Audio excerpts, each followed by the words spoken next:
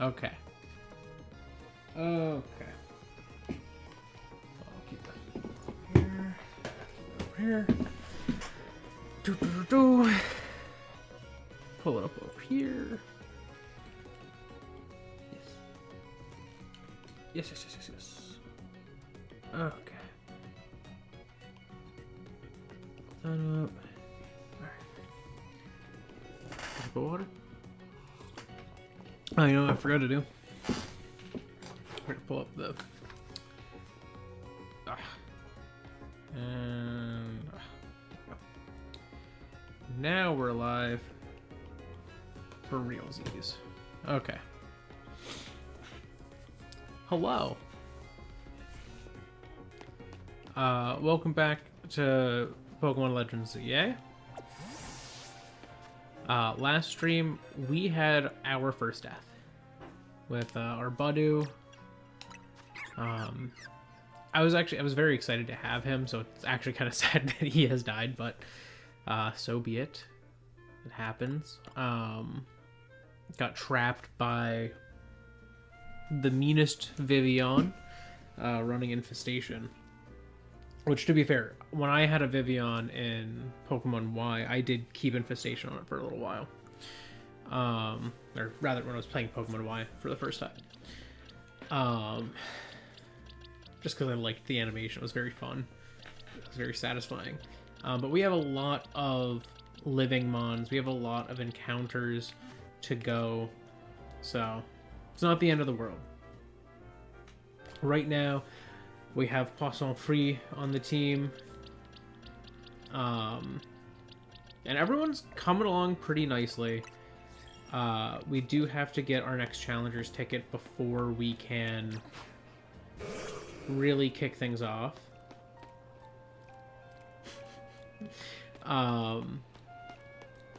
So that's pretty good, I think, for now.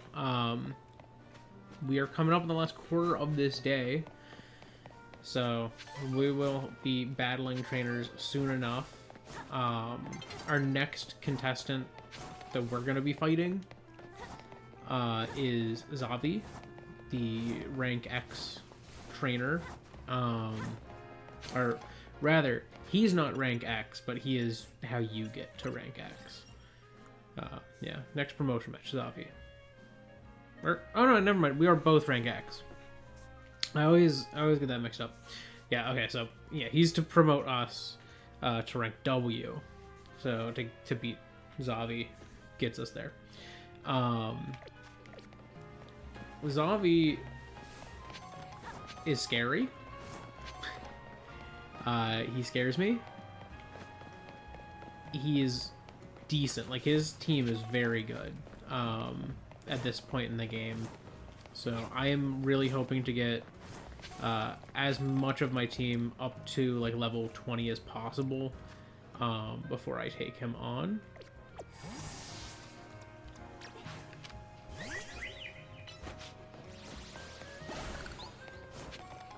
Just because I know for a fact if I don't get to level 20 and have like a couple things that can fight him well, he's gonna just murk my team. When I fought him originally, in my original playthrough, he just like struck through my whole team. Like, it was a full team wipe. So Xavi is scary. Do not underestimate Xavi.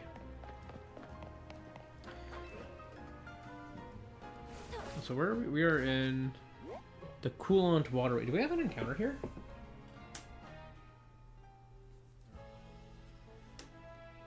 Wake up, friend.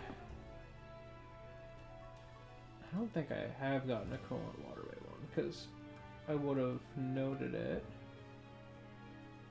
I don't see one.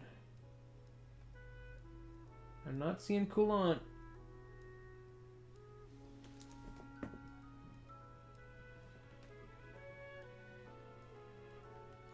So let's set this to just one.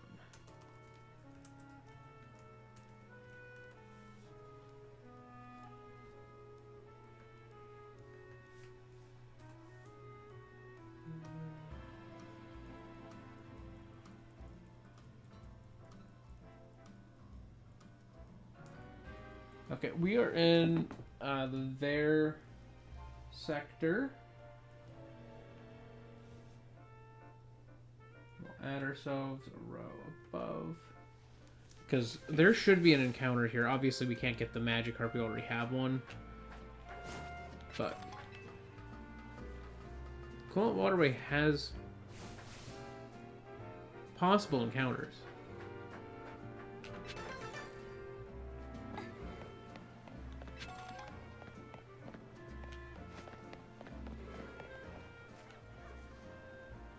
Not so sure if there are things that aren't Magikarp, though.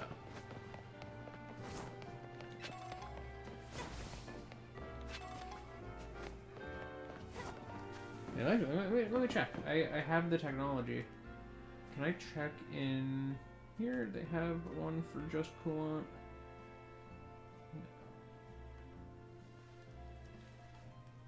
Coolant Waterway.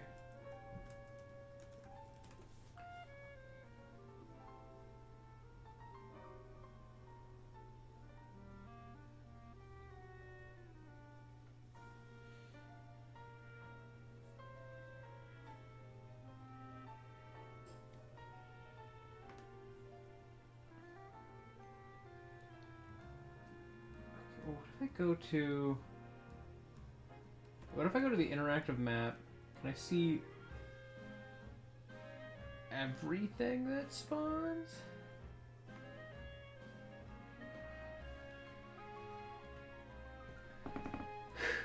Because I know there's the Magikarp that are there, but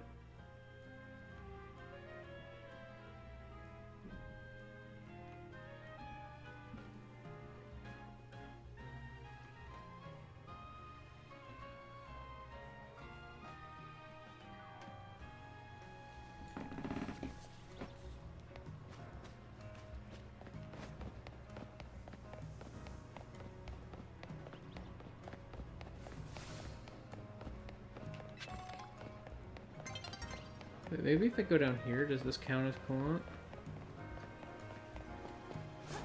No, this is Sector 6. Okay, well, is there anything in Sector 6? Other than Magikarp? Probably not.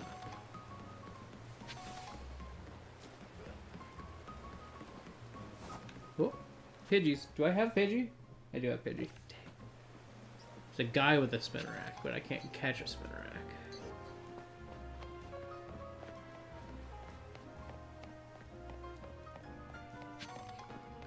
Wait. Oh, I have a Spinarak. Dang it. I was hoping, or unless. Do I have? I do have. Dang it. Okay, never mind. See, this is what I'm talking about. Like, there's gonna be a lot of places where I can get encounters. Whoa. Do I have? I do have. What am I talking about? I have a Beedrill on the team. I was like, do I have a Weedle? Do I? That's okay.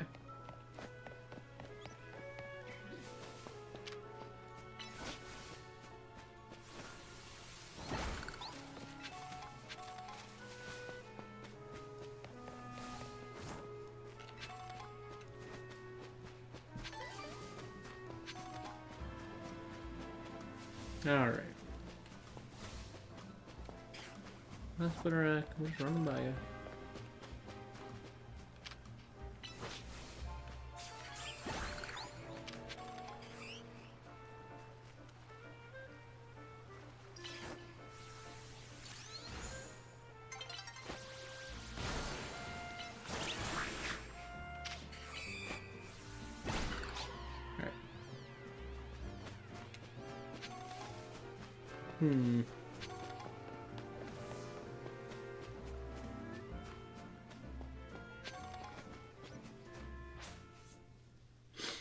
Alright. Night has fallen. Oh, we're going to the roof one. That's actually I do enjoy that one. It's pretty fun. It's a fun battle zone. Alright. Let's see, we're off to that. No Pokemon centers near there other than this one, so I'm just going to stop at one on the way.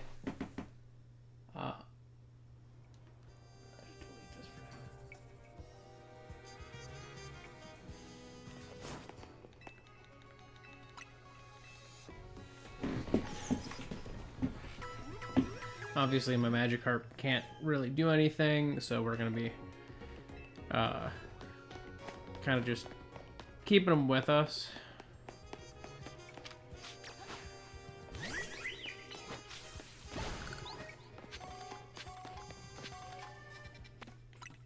And just fighting as we can. Alright. Do.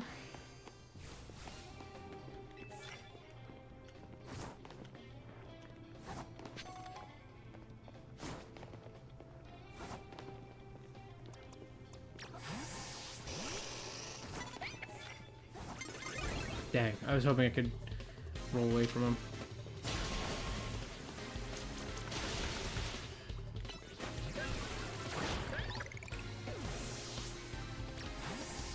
There. Not a great one for me to swap against the Hone Edge.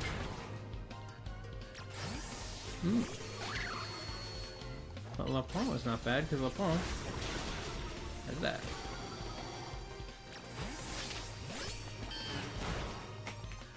And we've got Giga Drain here. Disarming Voice. Let's take it out. Man, Hone Edge is still kind of a tough one for me to fight. Like, there's not a lot of mons on my team that really deal with that.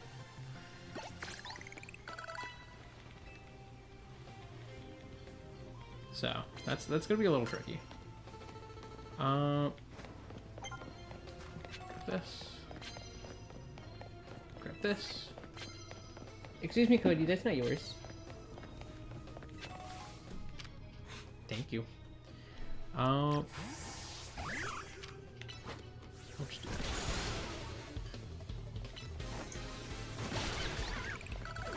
Easy enough. Okay, and he's following that up with another one, so I'm gonna bonk you again. Oh, he got me. Thankfully, I have another Rock Smash user.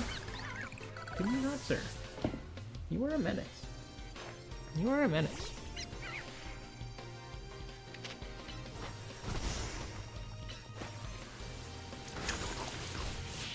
Just bam, bam, bam, bam, bam.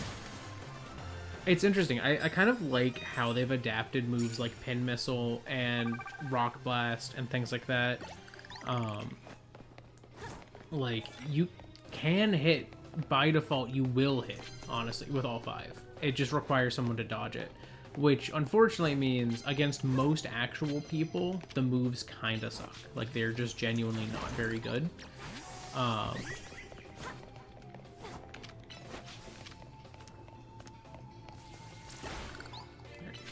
Carry him with that. Not gonna waste too much time on that, though. I keep getting land hits with water type moves, but I don't have any yet. And I won't until I have a Gyarados. So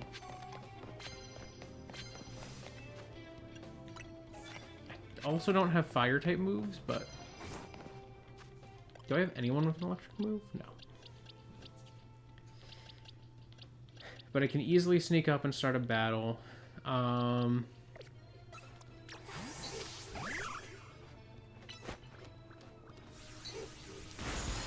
Get bonked. Get bonked again.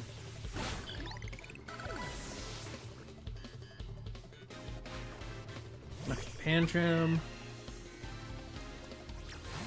Think real quick here. On the fly. Blam, blam, blam, blam, blam. Oh, no. Gotcha. I mean, it worked.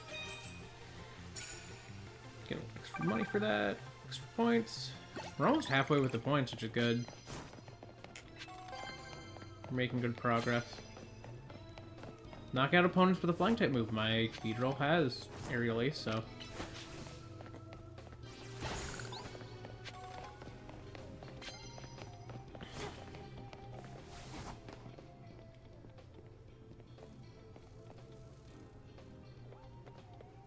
Yeah, come on. Investigate.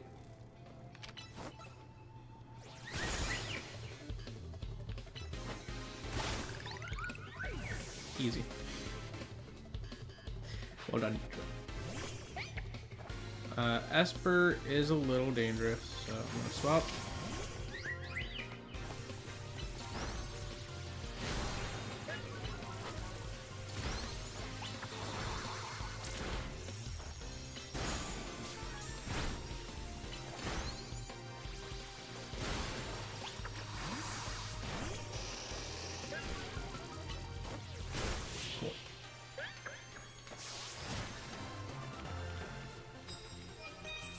Esper's a little dangerous because, like, my only good Esper counter is my Beedrill. But my Beedrill is also countered by Esper. So it's like, it's kind of like high risk, high reward. If someone's leading with an Esper, really easy, but otherwise kind of tricky.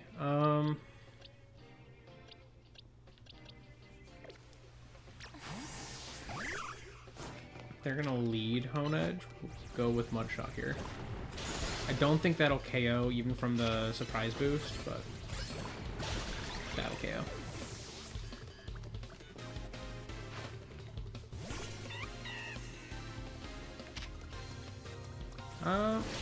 Oh no! No! I was about, like, I literally was trying to swap to dodge that. I played it too risky. Oh, we lost Lapon. Oh, that's sad.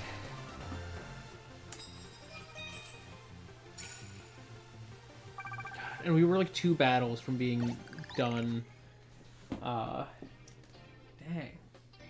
I was really excited with Lapon. I'm like one of the only people who actually likes, this is what, 3? One of the only people who likes the Bunnelby line a lot. Like, I really do like them quite a bit. So that's actually a loss for me that I'm sad about because I like Diggersby. It's one of my favorite starting area normal types, like, genuinely. Man, that's tragic. That's a real loss.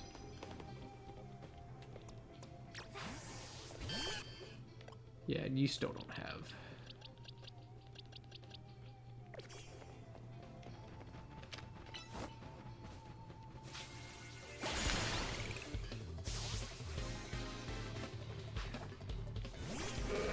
Another magic harp.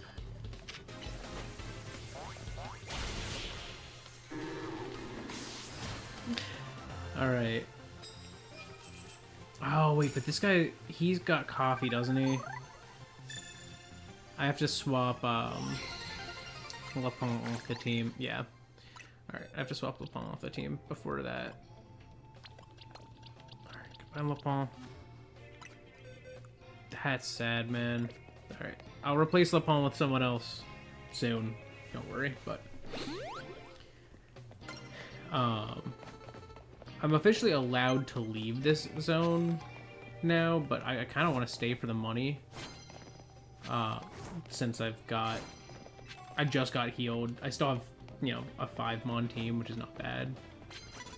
Oh, and of course, this is immediately after I lose the one that can actually deal with it. Yeah, I'm gonna have to go, yeah, with Poir here.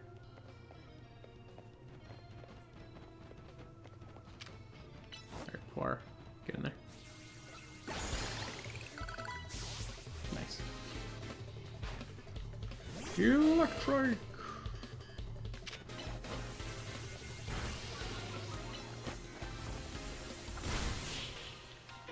Please don't paralyze me. I don't want to have been paralyzed. I don't have a lot of those items yet. As you play through the game, you end up with a ton. Okay, good. Didn't paralyze me. As you play through the game, you end up with a ton of them. If you're not constantly using them to get rid of status conditions, but early game, I definitely don't have a ton and I'm not allowed to buy them. Okay, wait. I don't have water moves. Alright, what do we got?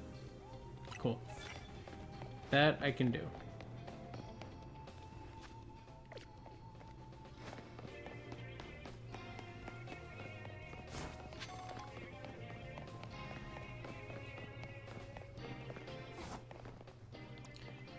Well, actually, do I have... I do have Swift on a couple mons. I could go with Hibiscus and start... Oh, actually, I could start this with Tackle.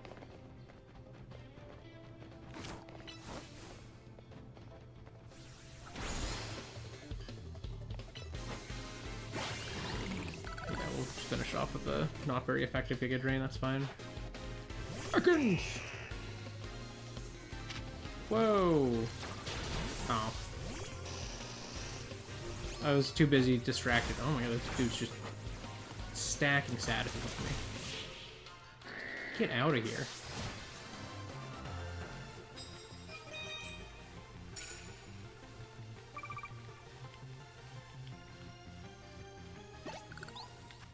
Okay.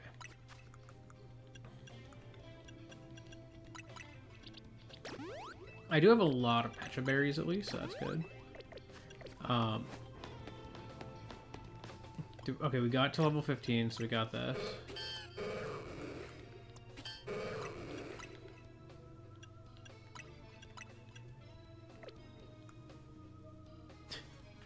Minus attack. Alright, Pokémon free. That's okay.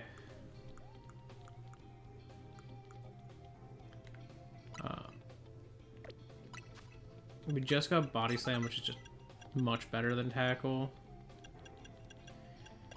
Crazy moves, honestly, this early game. I mean, not an ideal move, but for the time being, it's like acceptably high damage, you know? I could get rid of Tail Whip and do Leech Seed, maybe?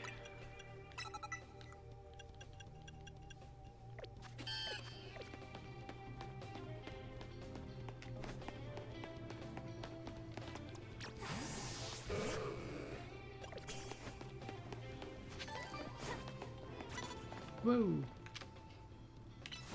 Alright, we're gonna sneak up.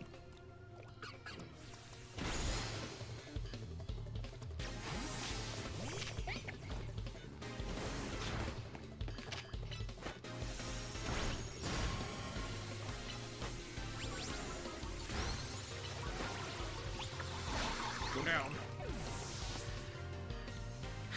Alright, what you got? Funnel me. No, don't remind me of Lapone. He's dead. He's gone.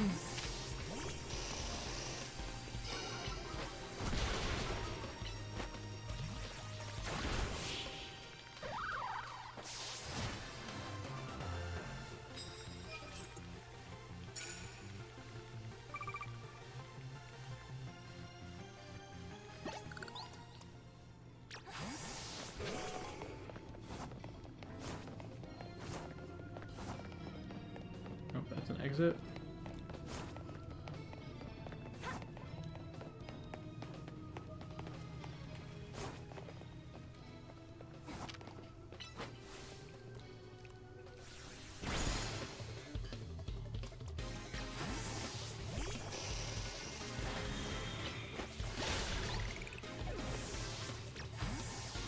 We're gonna switch back to Magikarp.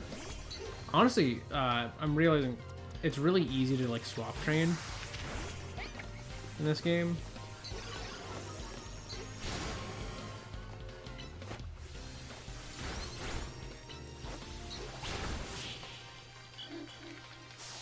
Bye, Pidgey.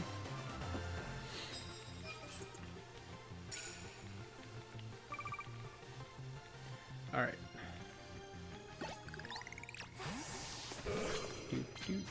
Whoa.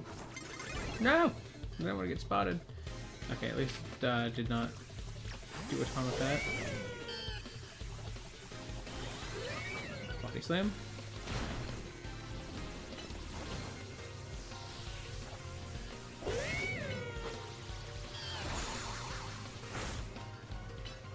Okay, Body Slam. Nice. Are you gonna have a second? No. Okay.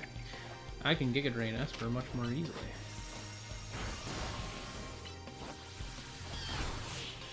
Nice.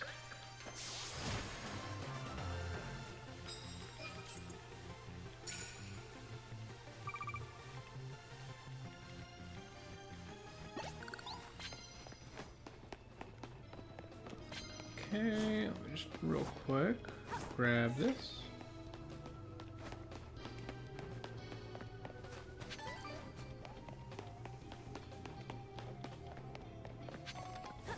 Grab this.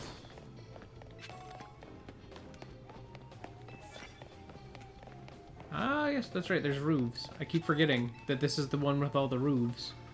Okay, knock out opponents with grass-type moves. Very easy. You know, we've got Par. It's kind of Par's shtick. Whoa, whoa, whoa, whoa, whoa. Hey, whoa.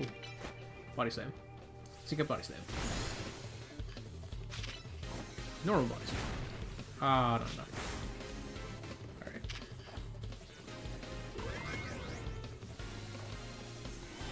Body slam. Knocked out an opponent with a normal type. Alright. I'm gonna body slam again. And we're gonna get drained.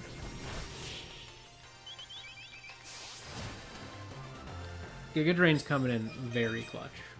Yeah, I was able to get both of those with that. Nice. Okay.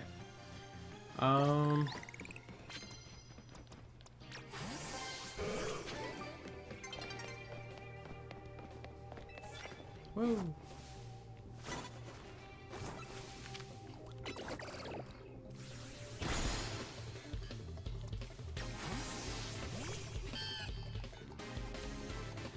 Disarming voice.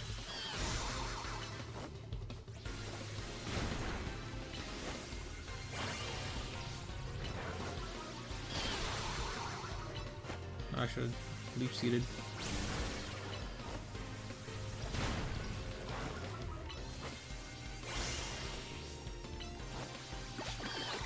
Got it with that.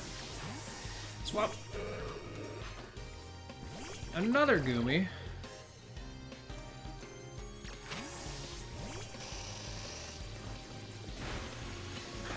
Paralyze me.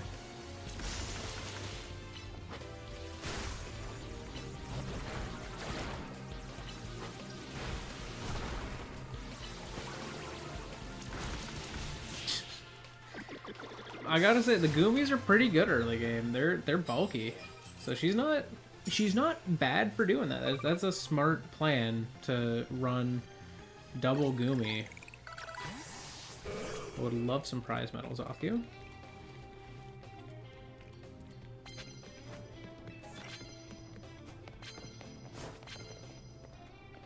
Okay, wait. There's a screw down here I do want to grab. Ooh. I'm gonna do this. Gotcha. You thought you saw me, but you didn't actually see me soon enough. Alright,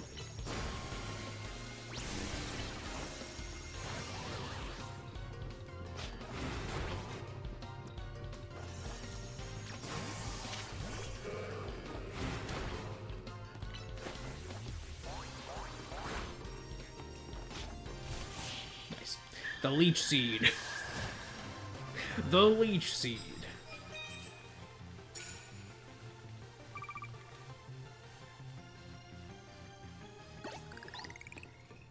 Alright, we're coming up on the end of the night.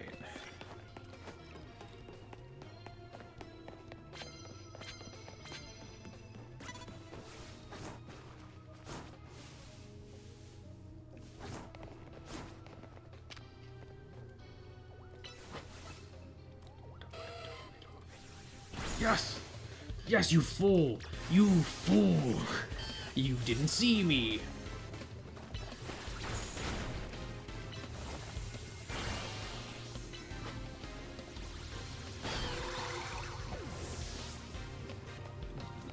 Absolute fool, getting bamboozled by my strategy. Right. Thank you. Goodbye.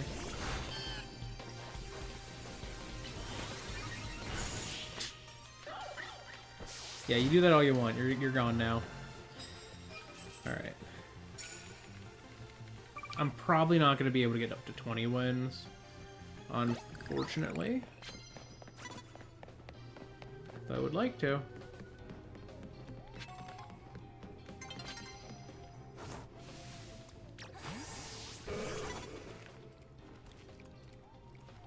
Can I stand behind that light? No.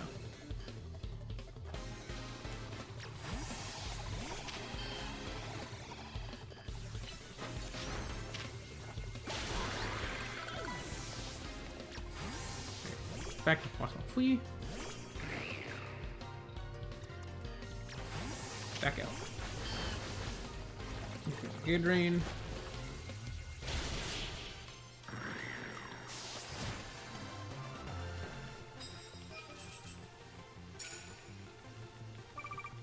I like that this game also, in a sense, kind of builds in the ability to, like, swap mons to counter your opponent. Like, it's kind of, like, built into it.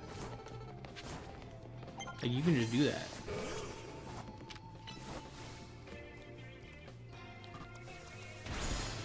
Alright, we're swapping.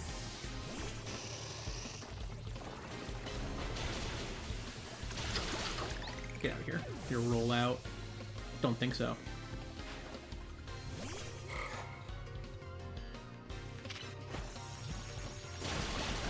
I was gonna say, like, I can one-shot that. I did forget to switch back to plus 1 free, so do that now. Run! Yeah, too busy yelling. That's fine. That's fine.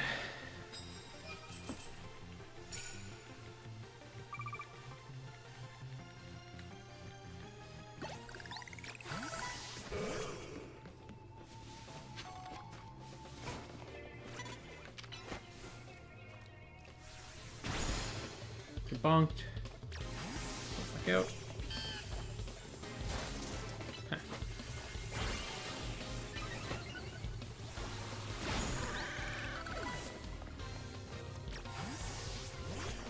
Spinnerack. Against Spinnerack, I'm gonna swap to Beedrill, and we're gonna use Aerial Ace and one-shot it. Apparently, easy enough, I suppose. I can find 2 trainers in this last, like, couple seconds.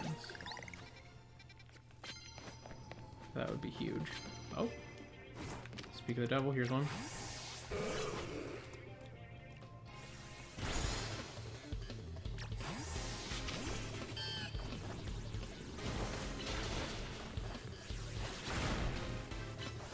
I don't know why I used that.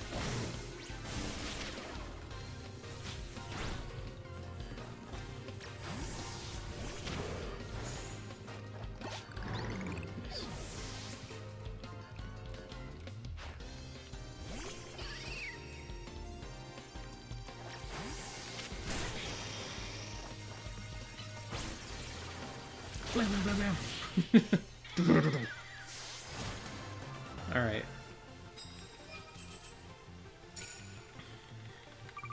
Now the question is, can I find one more before my time is up?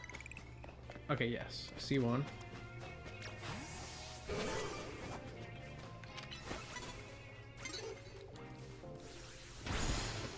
Okay.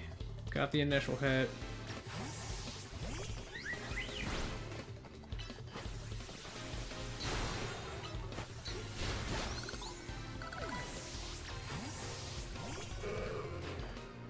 Tantrum.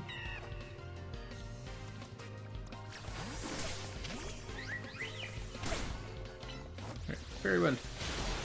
Swift. Nice. Alright, I was able to hit 20. I was kind of worried I would not be able to, but I sure did.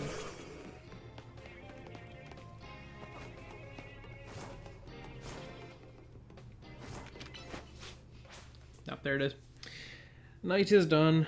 I was able to get exactly 20, which is not bad.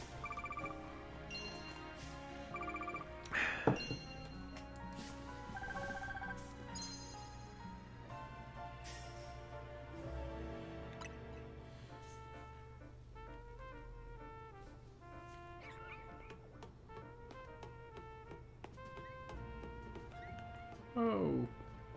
Don't notice me, Pidgeot.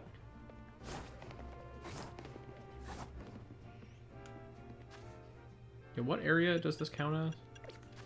We're in Rouge Sector 4. Do I have an encounter for Rouge Sector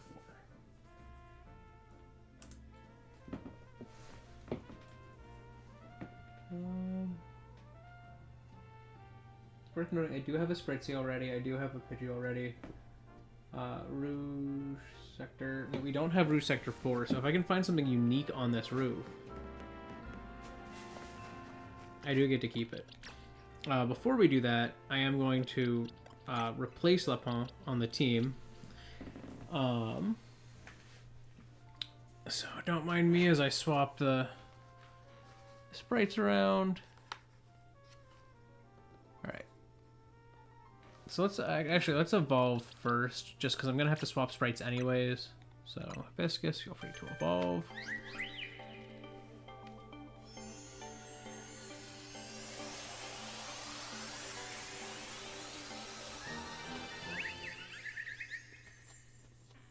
Alright, we got Floette. And we've got Moonblast. I would gladly have Moonblast.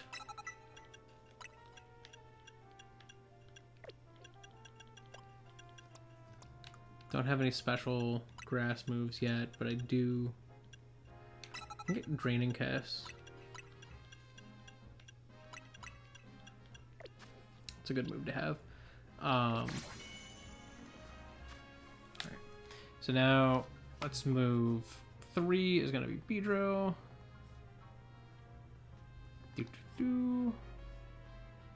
4 is Esper. 5 is Magikarp. Where are we? Female. And 6 is in the boxes. Okay. So we lost a normal type. We could add a normal type. And if you think about it, Pidgeot does get a Mega. Pidgeotite is one of the cheapest Mega stones. So it'd be adding another possible Mega to the team, which is good. We already have Bug, we already have Fairy, we already have Poison, we already have Grass. So as far as Mons on the team go, while Pidgey will be a duplicate of Gyarados, having 2 flying types, we don't have a normal type at all.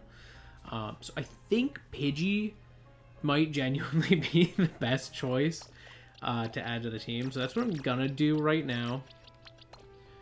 Is we're going to put Pidgey on. This does mean we're going to be spending a little more time just getting ready for Xavi, unfortunately. Because I want everyone to be like level 20 if I can. But that's fine. Also, let's get Fire Fang. That is a good move to have access to. Alright, to the Satchel.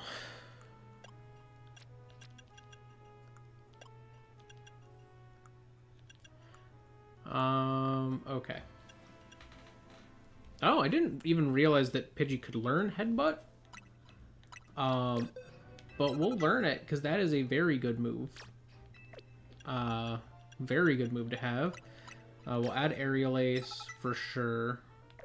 Pidgeot's Mega is more of a special attacker, but there's not going to be a lot of like special attack options yet. And normally Pidgey and its line kind of lean a little more physical, so not the end of the world. Alright, Aerial Ace will be there, okay. Cool.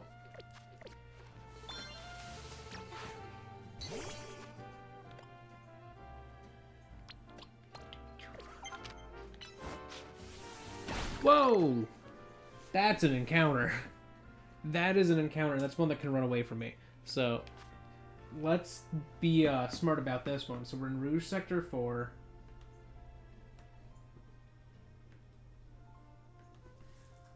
Rouge Sector 4.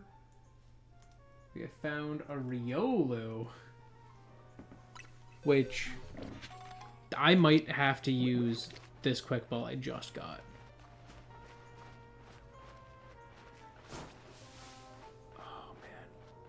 I think all baby Pokemon can run away, including Riolu. I don't think Riolu is going to stick around for me.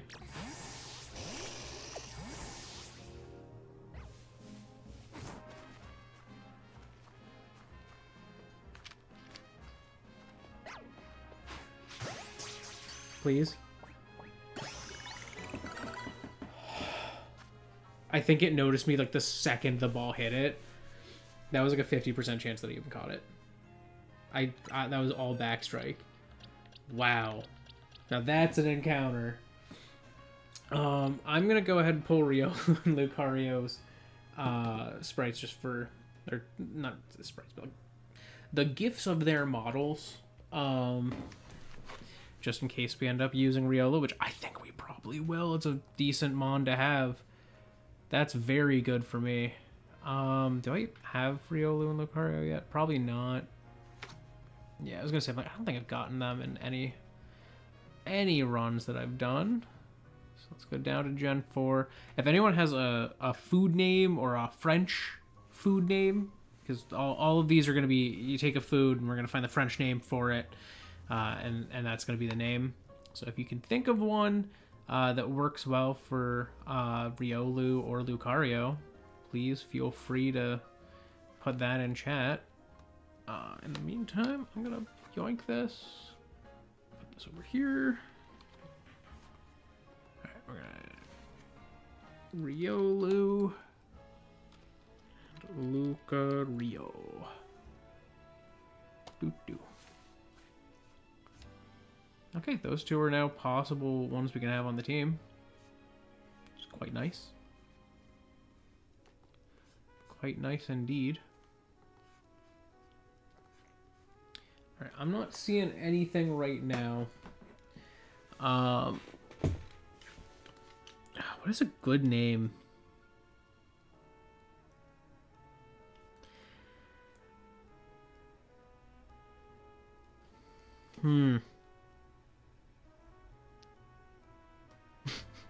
All that's coming to mind is hot dog, and I know that the French word for hot dog is hot dog. It's hot dog. So I was like, I don't want to name my Riolu hot dog, because it's just gonna be hot dog. Everyone's gonna look at him like, you named your Riolu hot dog? But I guess, like, did I name anyone like that? Is anyone just like, yeah, that's the food, that's what we call it? No. I guess hibiscus. I'm gonna go with hot dog, honestly. I don't know. It might be funnier on a Fennekin, but I don't know. I like the idea of a hot dog as a physical instrument of damage. Like, you just like smack someone with it or throw it at them and it just like slams them in the head. I don't know. I think that's funnier than a psychic hot dog. So I think a hot dog that can punch you and that has spikes, little funnier. I don't even think there's any accents on that. I think it's literally just hot dog. Hot dog. There he is. Alright, we're naming him Hot Dog. Hot Dog. He's caught Extreme 3. Alright, Rouge Sector 4, that's your... Yep. I was gonna say, I don't think the shopping places have their own names. Like when you get an encounter near one.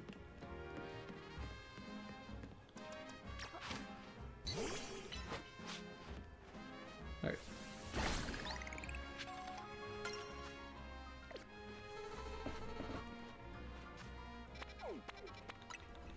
So I'm gonna go heal up and then go from there. I think it's cool. I think people can sometimes get lost in the sauce with it. Like a lot of times when people come up with things that are like say like alien life or something. That's a common one where people are like, what would evolve on a planet like this? Sometimes those ones get kind of silly, and it kind of loses me a bit. Do I have a fletchling? I don't have a fletchling.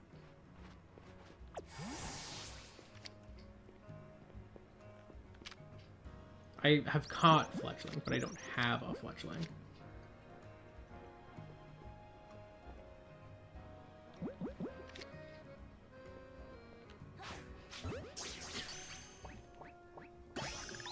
It's what, Centrico Plaza encounter right there? Yep. I thought Centrico Plaza would have a viable encounter. It's one of the ones that, it's one of the locations that actually is a separate one here on the list that I got from Sarah B. A lot of the sectors aren't, but the sectors are separately listed, so I'm counting those, but... Alright, Fletchling. Oh, look at that. 2 encounters today.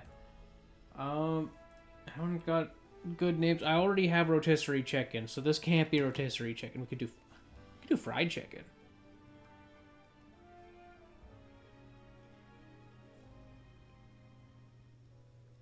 I think I like that. I like fried chicken for him. He's like a fire flying type in the end, so. No, she in this case, but let's see. Have I had fletchling? Probably not. So I'm just gonna go straight to looking in the Gen 6 gifts. Wow, here's fletchling, Fletchender, and Talonflame right here. Wow, not a single one that I've carried over. I've just never caught one. In any of the games that I used these specific gifts that Lutu put together. Alright, so good. Fletchling.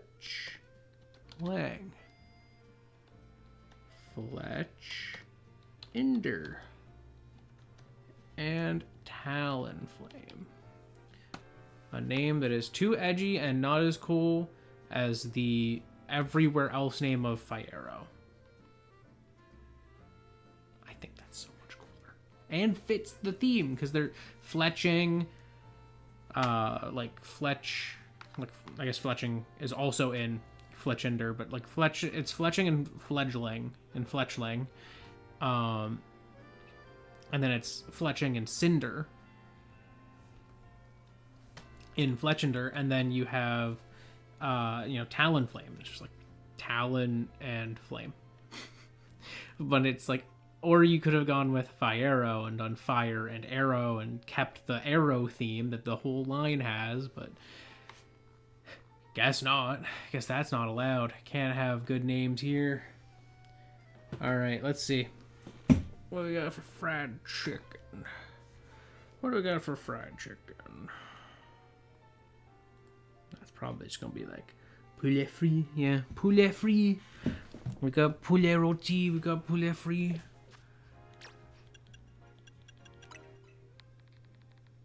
Or rather, poulet frit. Poulet frit.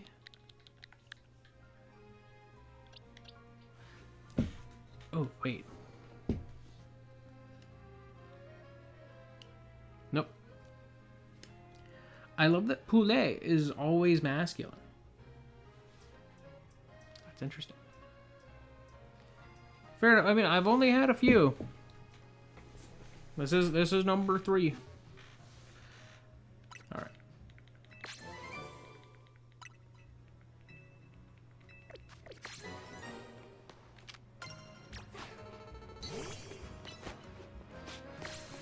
Goop.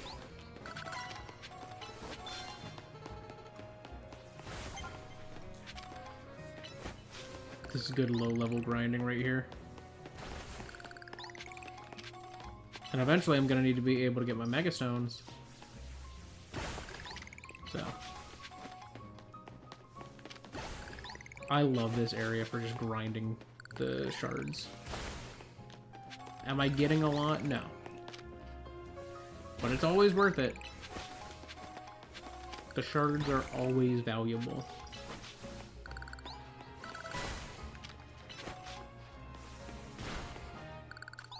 Yeah, how many do I have right now? Like 440? That's pretty good. Blam.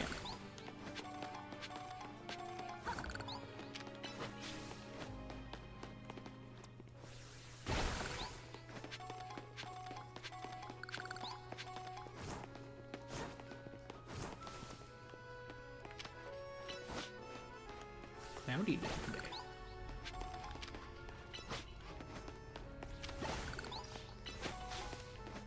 Alright, I think I've come full circle now.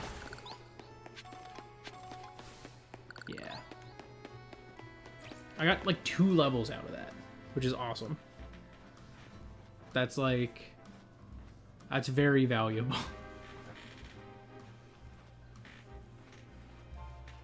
But, was it? Yeah, it's just repeating messages. Oh, Streamlabs, I don't understand you. Why do you have this problem now? You did not have it before.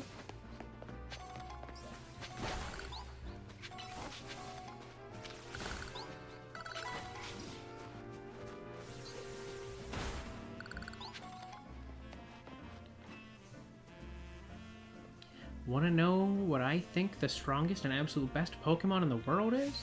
Kakuna. I'm training up the best team of Kakuna the world's ever seen. So will you battle me, please?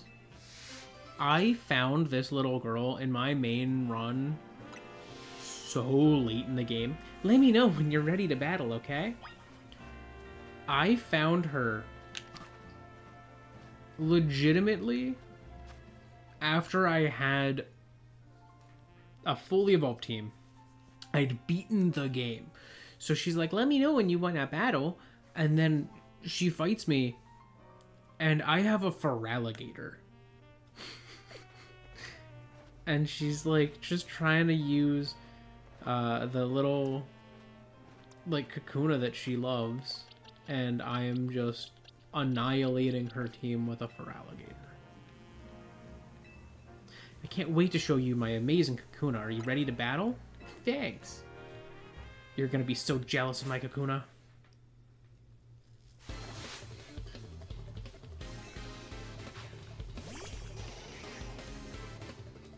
I will say, though, I think this game's missions are pretty well scaled. Like, the battles you can do are, like, actually scaling with you in, like, an adequate way is nice. Yeah, I've got to do that. What now?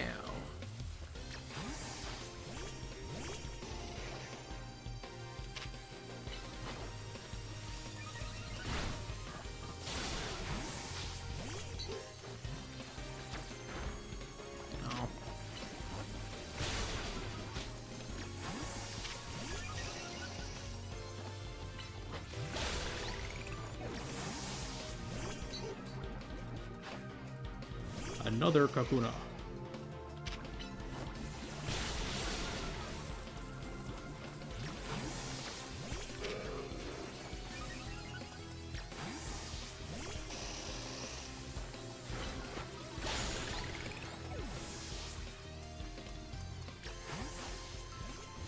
Beedrill.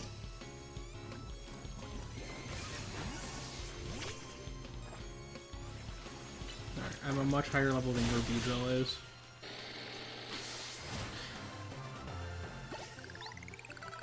Nice. No, I showed off my Kakuna and I still lost.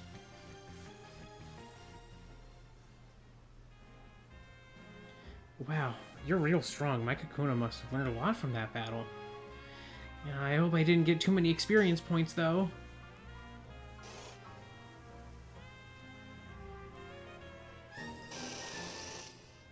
Oh no, my Kakuna evolved into a Beedrill.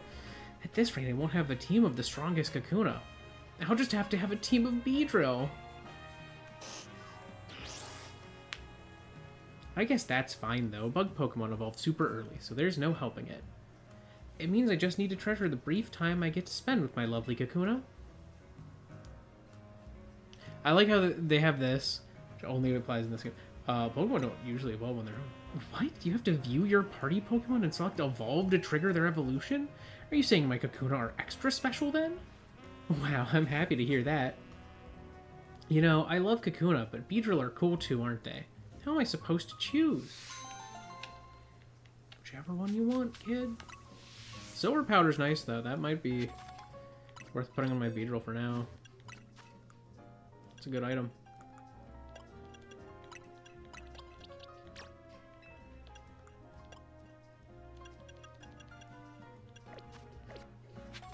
There we go.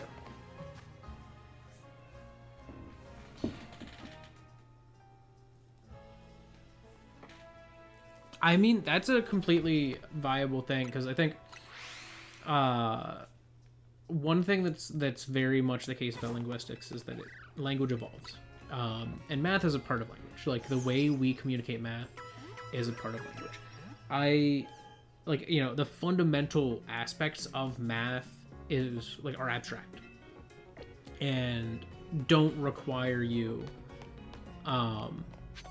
to have a way you write it, but we specify how you write math has a language to it no different than like language does. I mean, like, look at how we typically do math. Most of the world uses Arabic numerals and uses them in a base 10 system.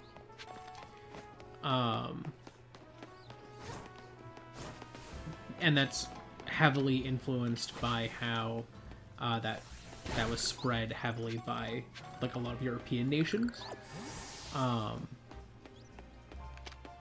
But you don't have to use base 10. I mean, look at a lot of video games use base 16 for a lot of things. Let me see. I can't show you a direct version of it, but I can show you a visualized version. So if I flip down to here, you can see my effort values and you can see my base stats. The base stats that you see are that like darker thing around me, and then the effort values are the lighter ones. That like lighter triangle in the center, roughly. These stats are stored as one number, and that number is on a 0 to 255 scale, which you can store very easily as a base 16 two-digit number. You can very easily store something that way. And you might be going like, oh, what do you use when you get past 10? Hour 10, or rather when you get past 9 is truly the point that matters. So you go 0 through 9, and then 10 is A. And then you have B, C, D, E, F. And F is 16. And when you hit that, you roll over to 10.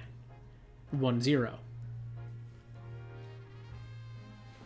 I don't know if anyone's come up with an easy way to describe it in words. Because obviously, like 10, when you say it, that is A. A and 10 are equal. So you can't call 1, 0, 10. That's not 10. Is it? Is it 10? Are we going 1, 2, 3, 4, 5, 6, 7, 8, 9, A? And then when we get past F, we go 10. And then 11. And then eventually, 12, 13, you get into your teens, 19, 18, B-teen, C-teen, D-teen, E-teen, F-teen? Like, how do you communicate that? Because the English language numbers are communicated in one way, but base 16 is communicated in another, or could realistically be communicated in another. So every being that would develop could potentially have different number systems. Are they using a base 10? Are they using a combined system? There's some languages that use like a combination of like a base 10 and a base 1000, I think. or like base 10, base 100 or something like that, as two different things. Some use really abstract and weird ones. Like I think like Latin used a really weird number system, but a lot of the world uses base 10. A lot of the world came up with base 10 systems just naturally, and the theory that some people have is that that's for counting, you know. But then 0 doesn't make sense, because we have that. So it would actually make sense for us to have base 11, you know, 0, 1, 2, 3, 4, 5, 6, 7, 8, 9, 10, 11, where, you know, 11 is here. Or, right? No. I'm trying to remember the argument that I heard. It was, like, I think Hank Green made that argument, but it was just very cool. But anyways, real quick. Hey, could you spare a moment? My Audino is acting a bit strange. Keeps fussing over me and touching me with its feelers way more than it usually does. Audino use their feelers to sense people's health and emotions, but I keep telling it I don't need these constant check-ins. I'm fine. Battle me, would you? I feel like that's the only way I can make Audino understand that I'm fit and healthy and doing great.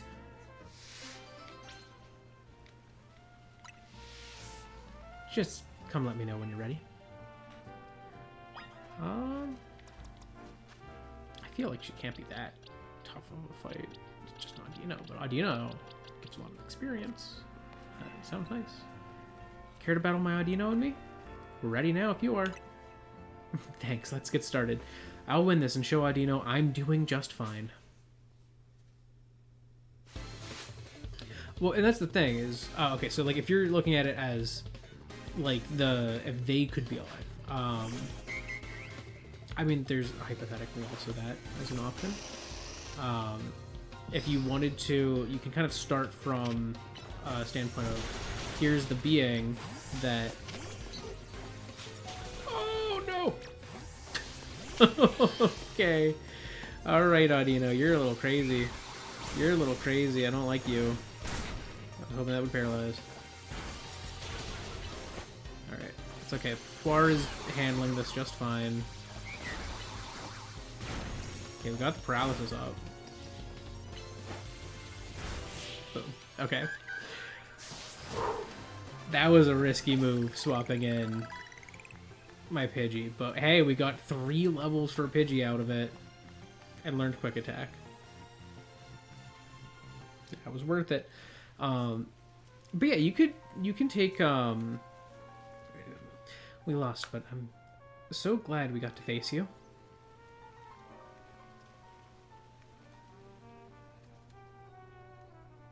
It's been so long since I've had a Pokemon battle. It really helped clear my head. I thought I was doing fine, but maybe I was just burnt out without even realizing it. That's what you wanted to tell me, wasn't it, Audino? You absolute sweetie. I hear you loud and clear. Let me know whenever I'm overdoing things, okay? I'll listen to you next time, for sure. I love the side quests in this game. Like, the little side missions are so... They're so cute. They emphasize 2 of the core themes of this game. This game, just like Pokemon X and Y, has a theme of like bonds and like connections with your Pokemon. Oh, interesting. They weakened Quick Attack in this game.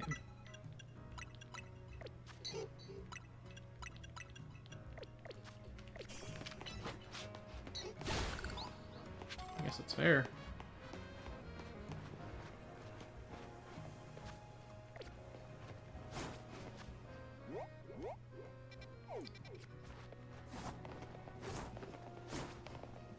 There's some Pokemon you can find on Autumnal Avenue. Autumnal Avenue. I'm gonna go. I'm trying to find like the nearest Pokemon Center to a wild area right now. There's not many. There's this one up here. We're just kind of near 4. There's 5, which is new. The nearest one is here, the Magenta Plaza one. Okay, wait, I'm gonna go to Centrico, run to the magenta one, activate it as a location, and then go from there. But let's see. I do not know. But I'm gonna kind of respond to your thing about like looking at it from like the organism standpoint. I think, yeah, speculative evolution and speculative biology, like it can get a little wacky, but that's kind of the nature of speculative things like that. I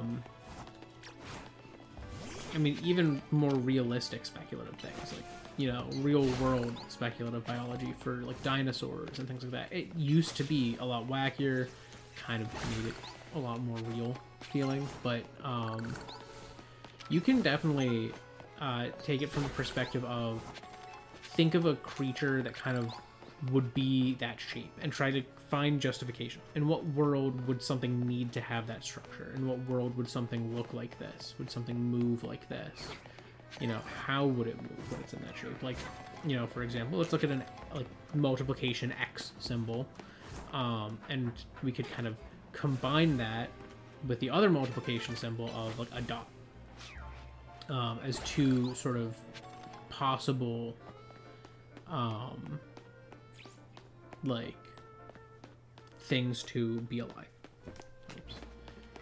Magenta PLZA, you are this way. Well, when you look at, there it is. When you look at an X symbol, we have some things that are kind of in those sorts of like radially symmetrical orientations like that. You know, so maybe you could look at it as, maybe it's a, you start from things like diatoms that, you know, have these solid shells that are protective. Maybe you look at that as your starting point for something that could be like an X, you know, symbol or something. Or the other thing is diatoms vary. There's a bunch of different ones, so you could, from that same perspective, look at it and be like, okay, so you've got this X-shaped being, but at the same time, it can be a dot. You know, it can just be a circle. So there's like a few ways you can kind of like look at it, to like more or less make something that feels more real. Also, you are no longer team lead.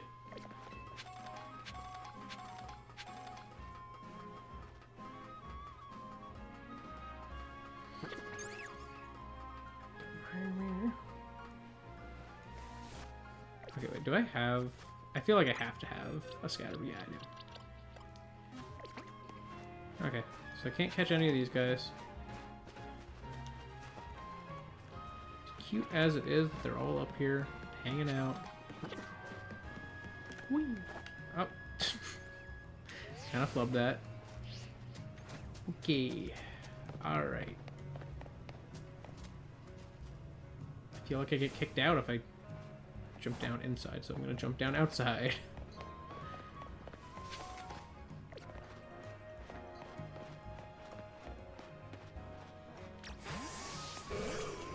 Hello, sir. Do you want something from me? If it's a Pokemon battle you're after, I'd be happy to oblige. I bet you're one of those uncouth trainers who uses close range attacks, aren't you? I love battling trainers like you. My long-range moves always finish yours sort of off with a style. I simply lead my Pokemon where I want it to go and then pummel opponents from a safe distance. Though it is a shame that the cooldown time for long-range attacks takes quite, silly me. I'll stop there before I give too much away. You'll have to figure out the rest in battle. Let me know when you're ready to learn an important lesson in tactics. Let's find distant. So, how about it? Feeling ready to lose? I'm ready to win. My favorite thing to do is launch attacks from afar. It truly makes for a stylish victory. Distant the rich boy. Bro, you're sending out a Binacle to use ranged moves? He does not have many good ranged moves as a physical attacker. Oh no, the binacle nose bubble beam. Goodbye.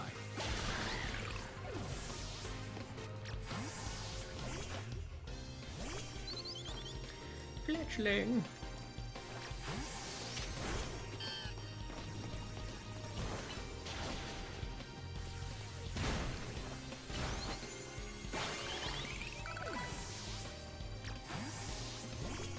What's my free? Skiddo. Skidoo. Oh, you thought, buddy. Here's a ranged attack for you. Slam.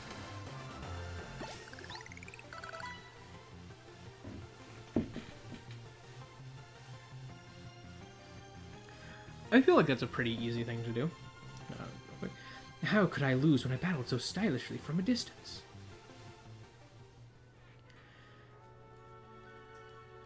You're surprisingly good. Perhaps you figured out that long-range attacks take longer to execute. But close-range attacks aren't perfect either. You need to get right up close to your opponent before you can launch them. If you're already near your opponent, though, close-range attacks are certainly the smart choice. Not that I plan to deviate from my preferred long-range attacks anytime soon. I mean, battles are terrifying. Who would want to wade into the middle of all that? Thank you, Godran. Your money will be well kept with me. But I feel like using math principles as part of like an RPG game realistically would work quite well, I think. One of my friends has, I won't talk too much about it because I know he actually does want to genuinely make this someday, so I don't want to like spoil his surprise by revealing his plans, but one thing he really wants to do, not so much an RPG, but make a puzzle game that uses like actual like mathematical principles, like a true math game, but in a much truer notion. While arithmetic is a part of math, you know, like the calculation of answers is a part of math. It's not like the core of mathematics. Mathematics itself is the abstract field with the overall goal to understand how you can do arithmetic, you know, like things like proofing, oh, dang, flubbed it,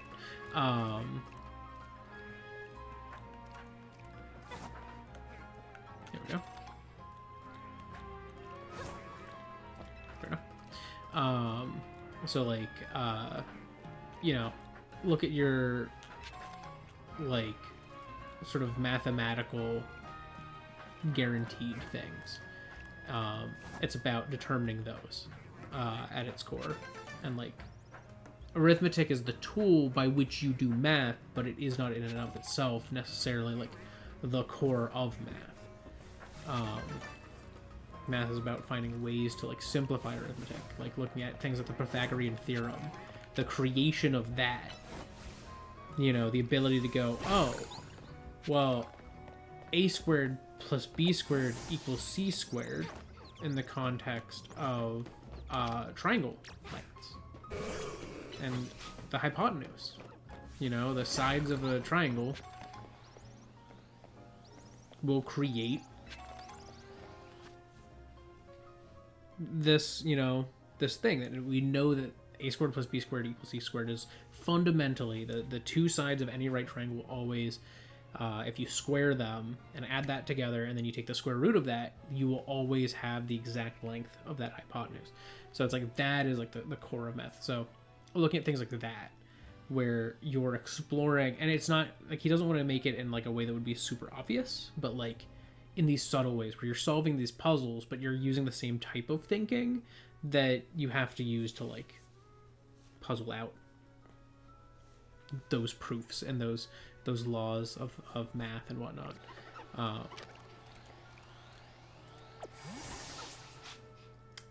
don't want that. Where am I right now? I'm in blue sector 6. I don't think I have an encounter here.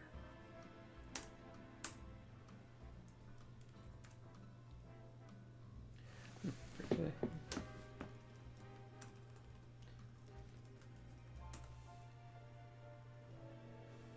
Blue sector 6. I do not have something. This is gonna be a tricky one to get. Blue sector 6. I want this Panseer. Alpha Panseer just hanging out. But he is not gonna go down easy.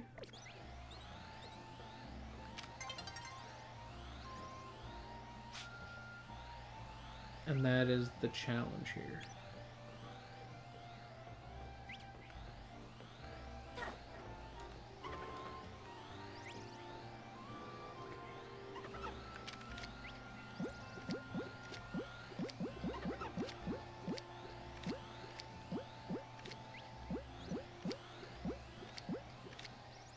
%50 chance.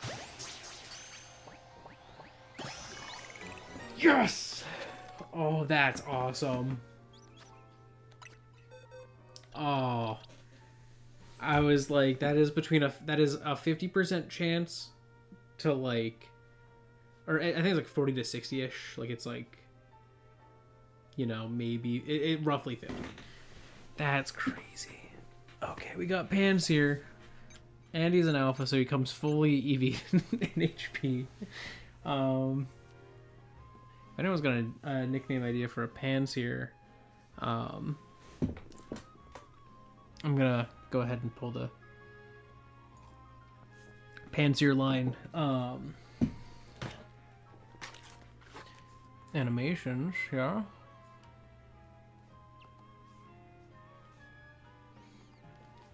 I have always been a Unova monkey defender. I love the elemental monkeys. Have I had one? I've had one. Oh, he's already here. What did I have you in? Maybe it was in Pokemon X. I had one at some point. Oh, I did. I definitely did. Yeah. Here's Panseer and some Seers down there. Wow. Okay. Already had those ones. I have a name idea.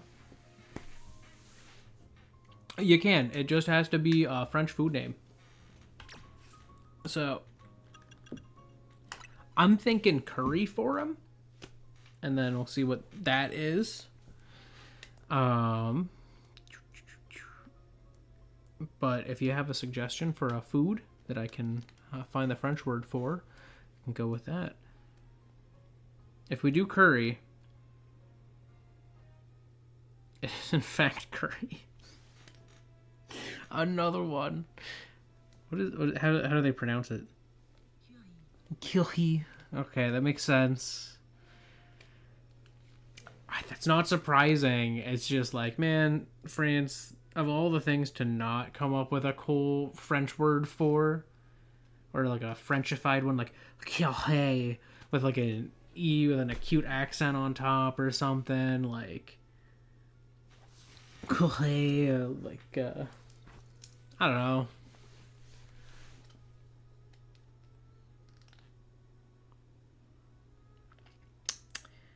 Like it's fair. I don't know. I would have thought the French wouldn't have taken the original. I don't know that necessarily original, obviously, but like that's the anglicized version of the word, which I believe would have come from the English interacting with, you know, the whole region of like southern and southeast and east Asia where curries are popular. You know, I would have thought that, I don't know, they would have had a different version, you know? The francophone curry would be different. But curry it is. Like, come on, guys. Come on, France, step your game up. Who do you think you are? Japan, just taking loan words everywhere for everything.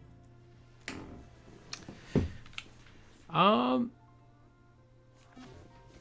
I mean, a variable is really just a substitute for anything, so it would have to be just a substitution of some sort that you could change within a given thing. So it could really be anything contextually specific. Like, you know, if you're looking at an ingredient, your variables could be ingredients.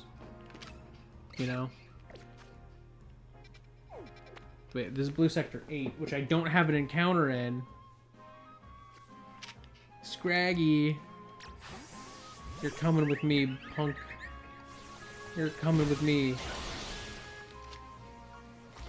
I'm gonna try to catch you just as is. Okay. Fine.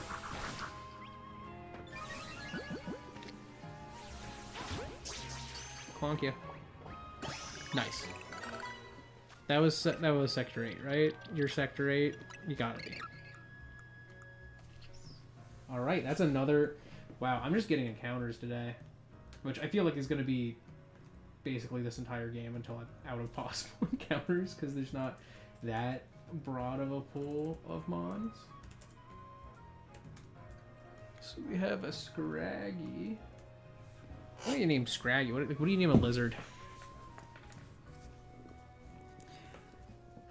What do you name a lizard that is a food?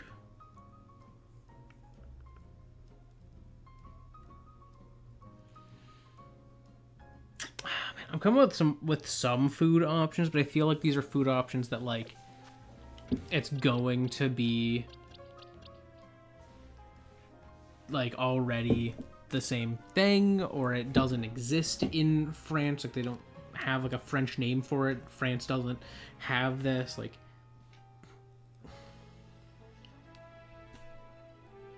Wow, they don't have a word for that. Ooh, okay.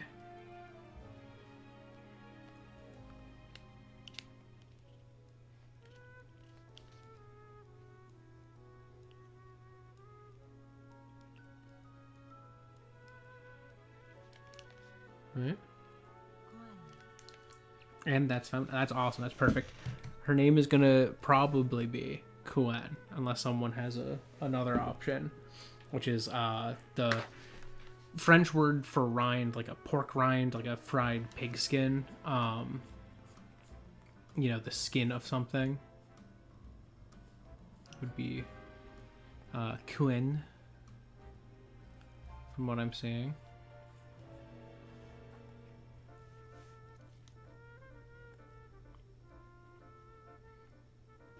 I don't remember where Scraggy's dex number is, roughly.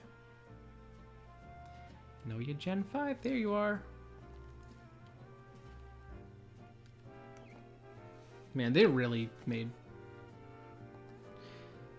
a fix in this game. Just looking at some of the Gen 5 pawns here.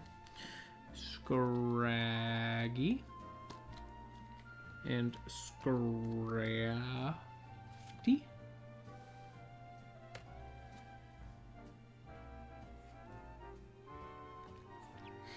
A lot of fighting types today, but four encounters. All right, pop back over. I would say no. Like, to me personally, I would say not really. Like, I would maybe say late evening. I wouldn't say late. You know. Like, I would kind of cut it off at that point. Oh, yeah. Oh, it ran away.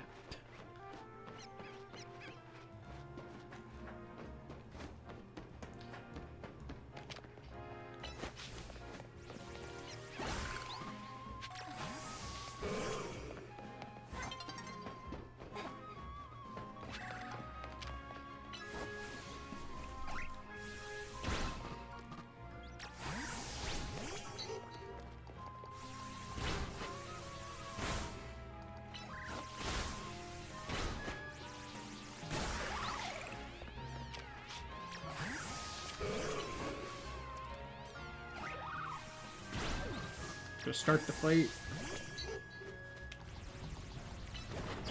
Yeah, you try to mud shot me. Even though it does hit, does nothing.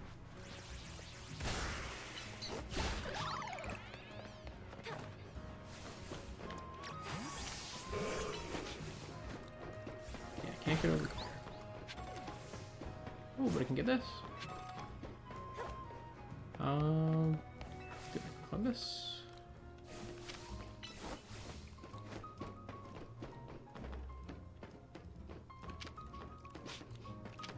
Alright, just tackle the one in front of it.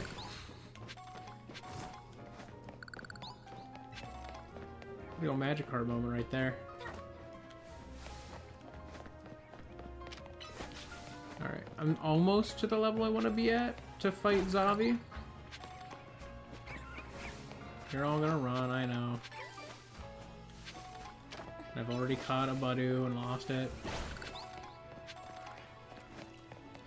Oh, you're scary.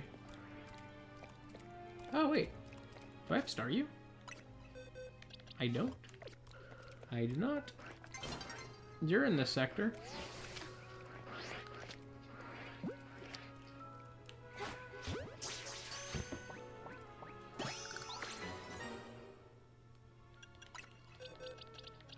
Another one.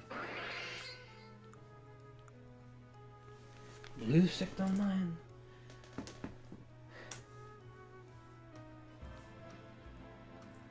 Oh, I forgot to name Quan, didn't I?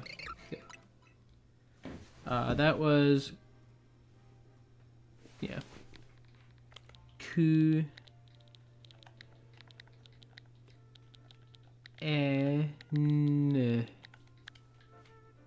Quinn. I'm gonna go with like... I'm thinking maybe like Starfruit. It's gotta be something.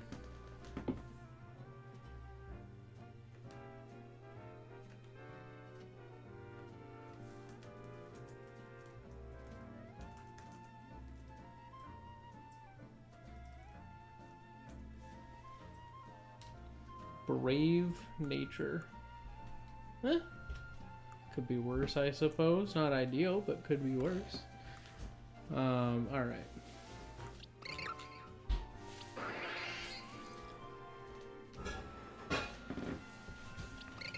Whoa. Alright. I'm gonna grab the gifts real quick. Favorite math symbol, every category.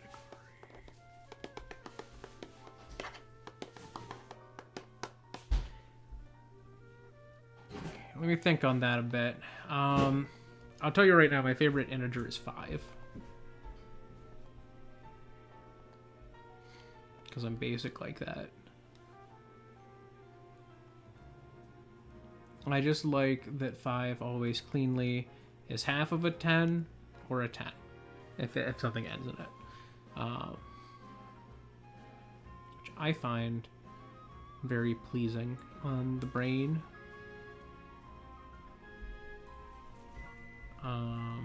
Where is... I swear, I'm so bad at remembering. I know what gen of Pokemon is, but I'm so bad at remembering roughly where it is in that dex. Okay, I've had Staryu and Starmie before, so that's good. Never mind. Don't need to pull that in. Nice.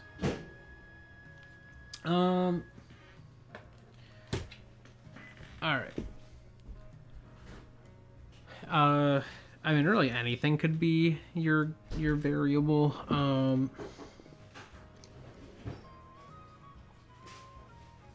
Of common fundamental ones, maybe theta. Where it's like it's used a lot. It's very common, but also is quite satisfying.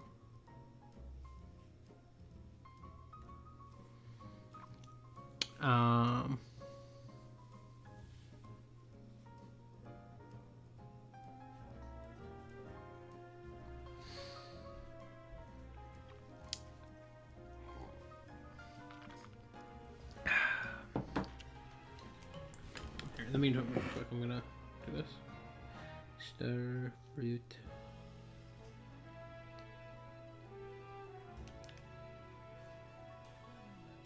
Kahambu.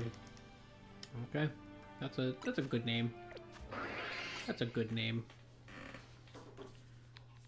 Do. Kahambul.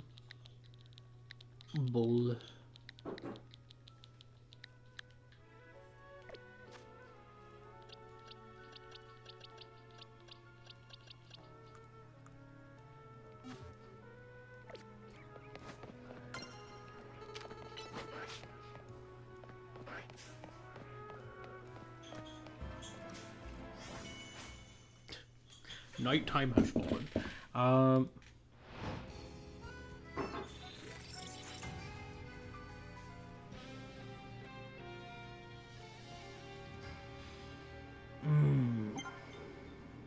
Rationals is tricky. I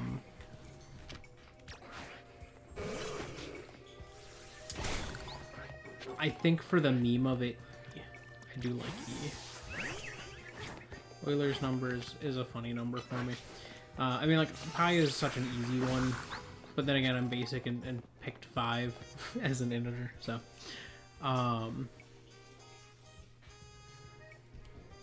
Operator-wise, I'm very fond. I hate the division symbol, like the dot, like the 2 dots on a line. I hate that. But I do like. I like the greater than or equal than, or greater than or equal to, or less than or equal to. Not technically an operator, but like used in defining a statement. I'm big on is roughly equal to, which is 2 squiggles. I love a good squiggle. Which is also why I love the approximation, like using just a squiggle to say approximately this. Plus or minus is good as well, and that one actually can be an operator, adding or subtracting a number.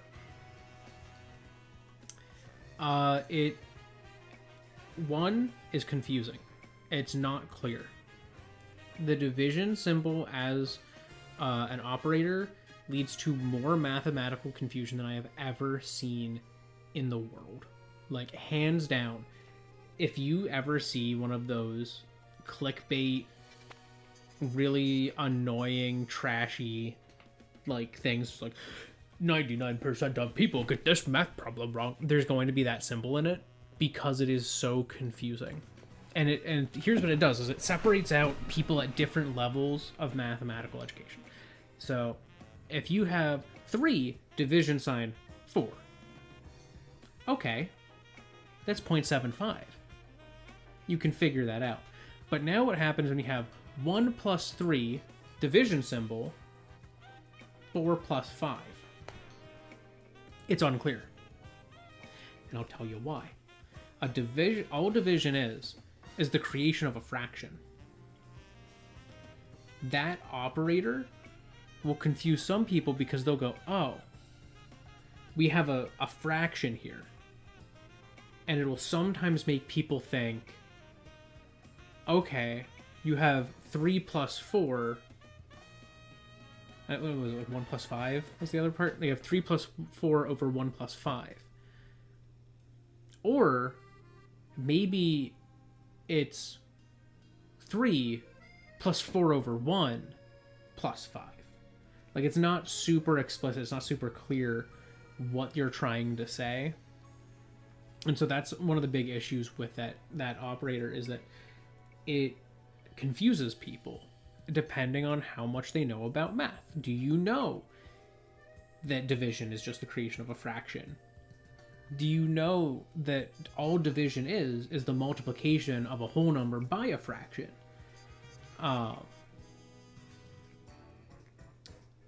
And therefore, division can be done in any order, as long as you know that's the case. The other thing that annoys me is that in a lot of, at least in the US, we use PEMDAS, parentheses, exponents, multiplication, division, addition, subtraction, and people follow that order as each letter is a step. And so they'll think that division always comes after multiplication, but really it's parentheses, exponents, multiplication and division, addition and subtraction. Like it's like that, because addition and subtraction are the same thing, multiplication and division are the same thing. So it's like those are all fundamentally the same, so you can't split them into two separate categories. And that is taught while division is always represented by the two dots in a line. And that's why I prefer the slash, because the slash is explicit. You can write a fraction as 1/4. So it makes it clear that it's a fraction. It makes it clear that it's division as well, because it means both. So like you can use it so much. It is such a functional thing. So I love the slash for division, or the creation of an explicit, like real,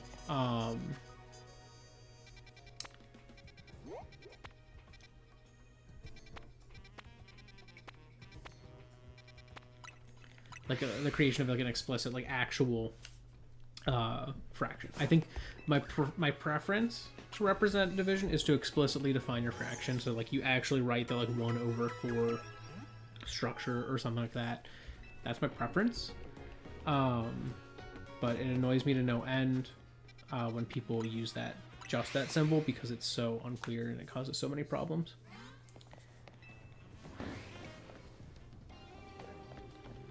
Yeah, like pi is pretty much everywhere. Everyone knows pi. I will say I like Pi Day. Pi Day is great. It's a good day to celebrate math.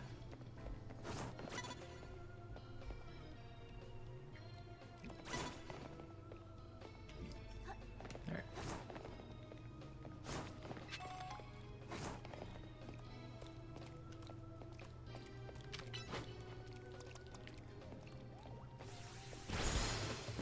Get snuck up on, punk.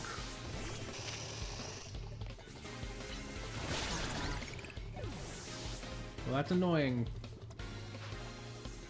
No, I wanted to send out. Alright.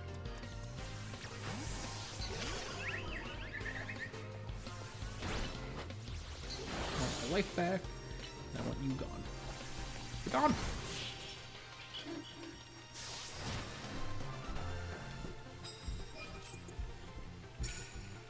Oh, so you might be going like, why are you doing this again? It's just for the experience. I think we should, honestly. It's very useful. It is a very important number, and there's a reason it has its own symbol. Yeah, it is definitely less iconic. I feel like it should be more. I think it deserves respect, but yeah, so be it. Not everyone can be pi. Ooh.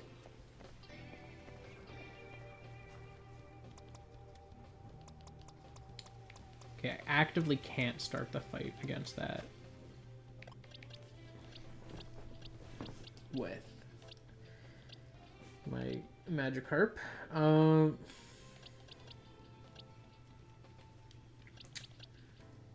Best option is probably Hibiscus, and we start with Moonblast. Oh, get one shot, dude. Get one shot, dude. You thought. Yeah, you hit plus off feet. Alright. Hibiscus, go and just suck the life out of it. Doesn't need it. It's your life now. I love that. Alright, what is the exact? Alright, pull it up. Pull it up. Euler's number, what are you equal to? Okay, approximately 2.71828. Okay. So, we truncate pi for Pi Day. Pi Day does not happen on March 1415th. So February 7th. 2/7. Perfectly acceptable. The other option is to go for July 2nd.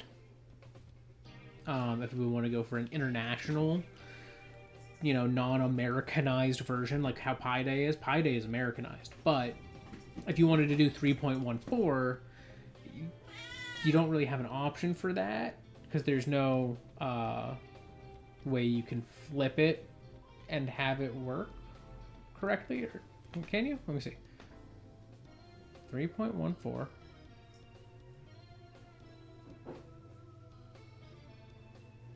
March 14th.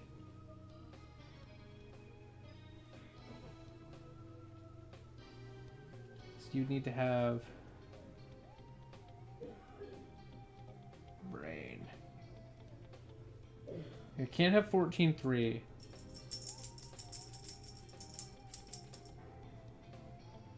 have the third day of the 14th month.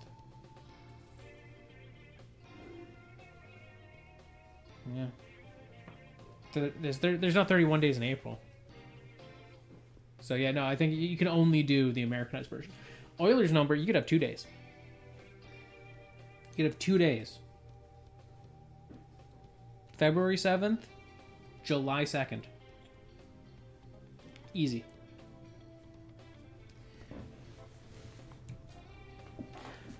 I think that's perfectly acceptable.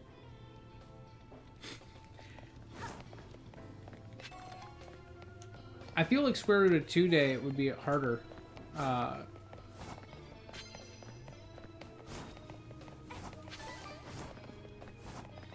To define a day for, because that's like it is above 1.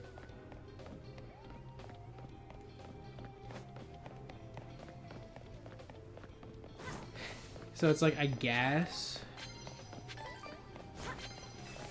you could do one in July, or sorry, in January.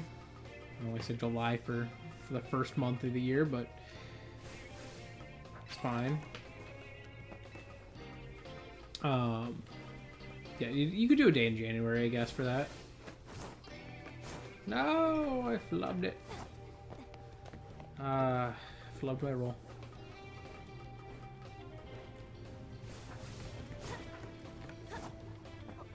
Why is that one giving me issues? Why am I not making that one? It's not the... Like, I'm still starting from a slightly higher point.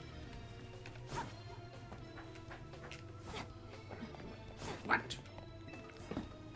I'm wasting my nighttime on this, but... Okay, so let's get to the end, and then roll. There we go. I was just being impatient.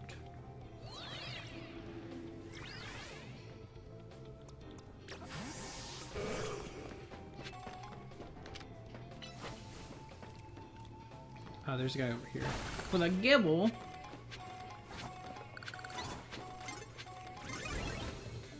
You spotted me. Uh-oh. Oh, good. He used Dragon Breath like a loser.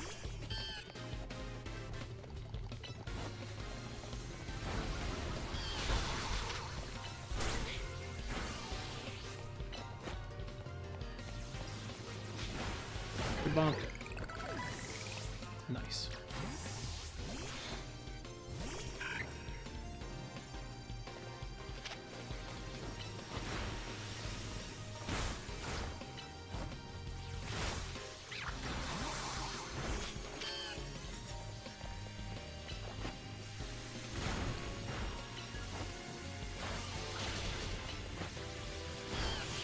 Get out of here.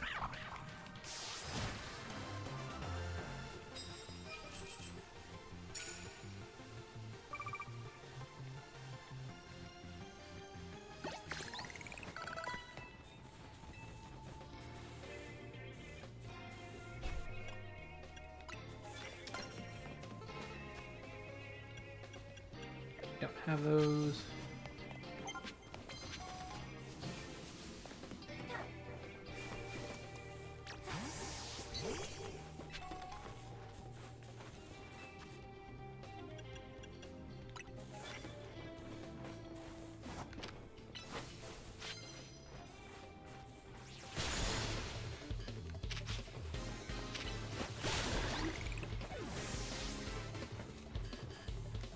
What is it? Paneeri?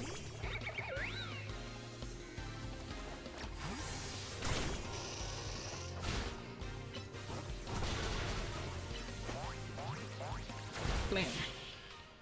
Poison Sting.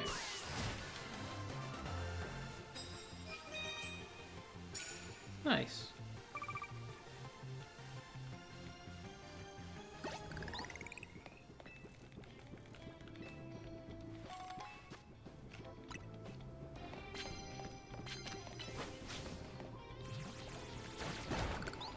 I think one of the best things about Pi Day is it's really easy to get really anyone excited in it, which is a difficult thing with most of math, you know?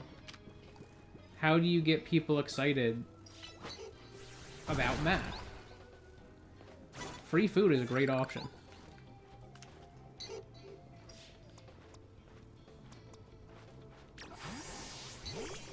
Actually, I could start this fight with Bailey. Blam!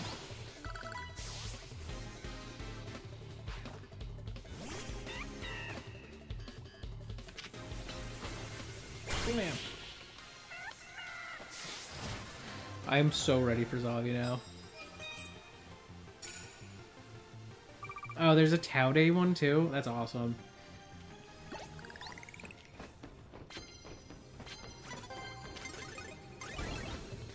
We're spotted.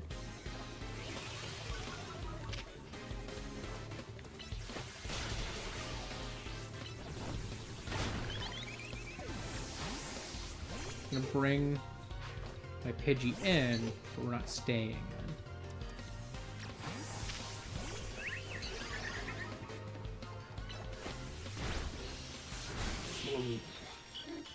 Moonblast just does so much damage.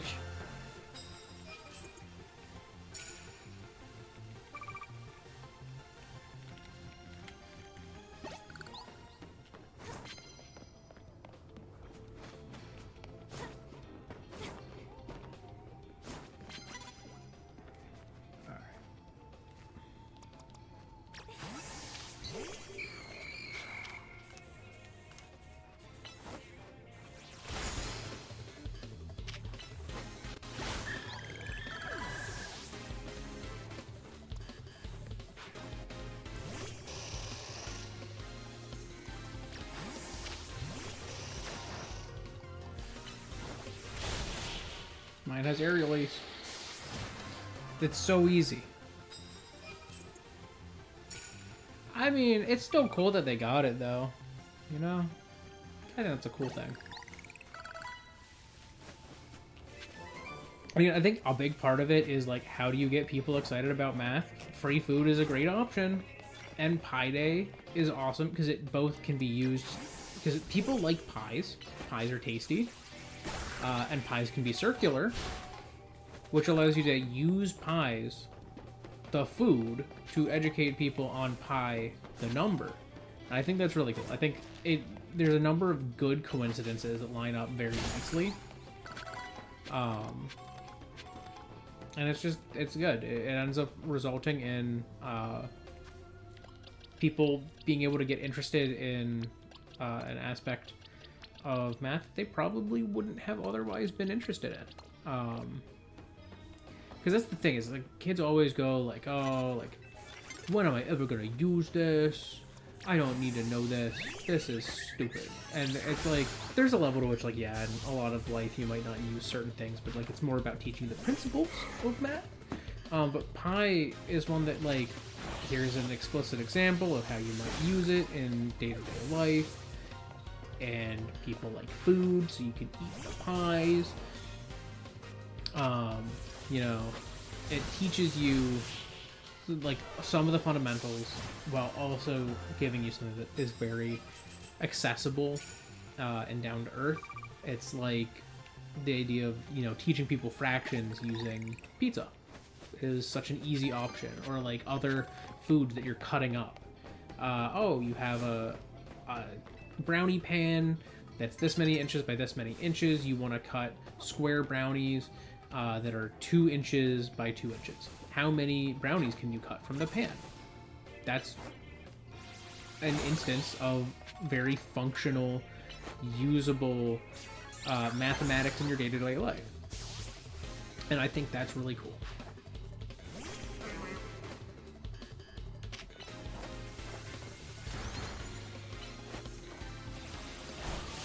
Get blammed.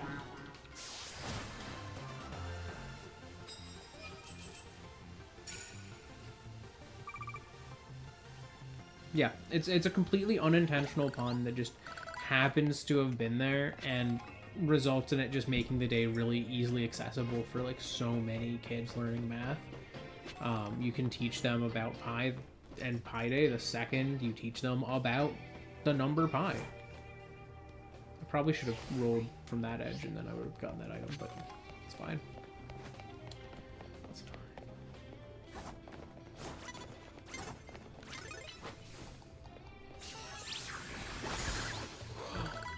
I don't know how I snuck past that man.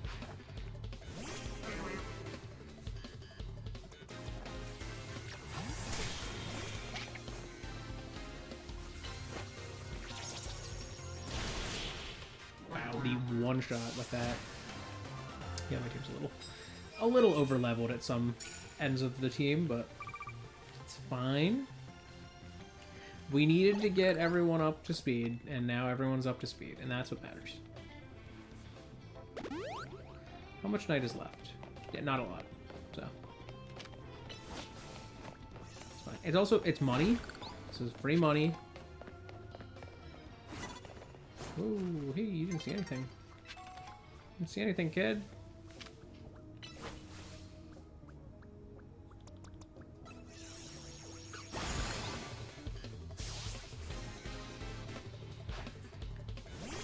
Bumblebee.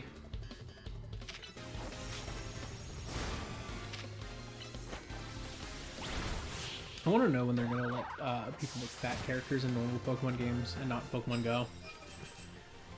I'm tired of every character that's like I try to make look like me being like 1, like 14, and 2, twig.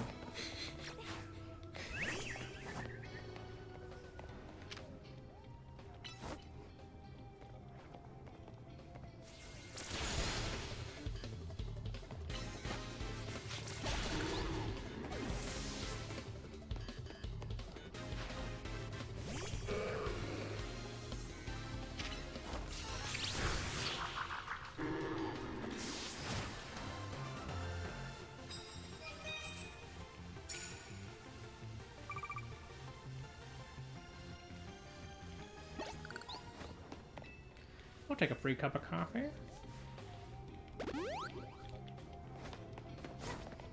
I love getting flashbanged in the middle of battles. Oh, she saw me. Blast it.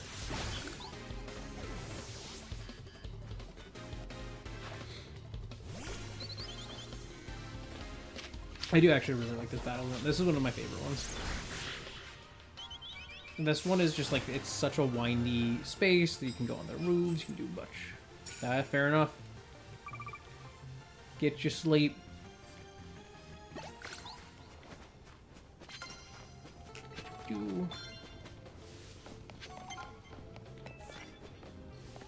Start battles. Grass moves. Get rid of that. Actually, I can start battles immediately. Grass move very easily. Just not gonna kill.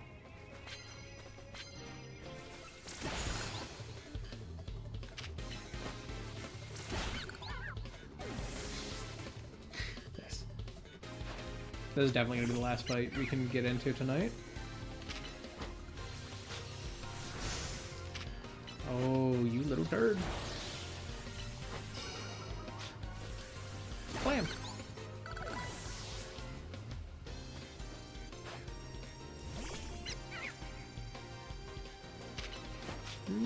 Blam!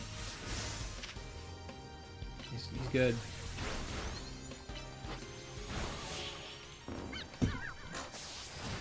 Another boy who's out of scene. Buzz was like sitting down, he was going like "Mrr, mrr," as he was doing it. I'm like, who are you talking to? Talking to Cody. That's all.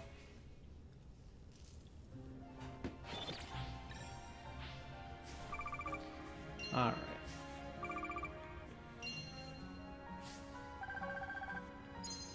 25k extra. It's not bad. More money is more money. And I'm ready for Xavi now, and I can evolve my Mon.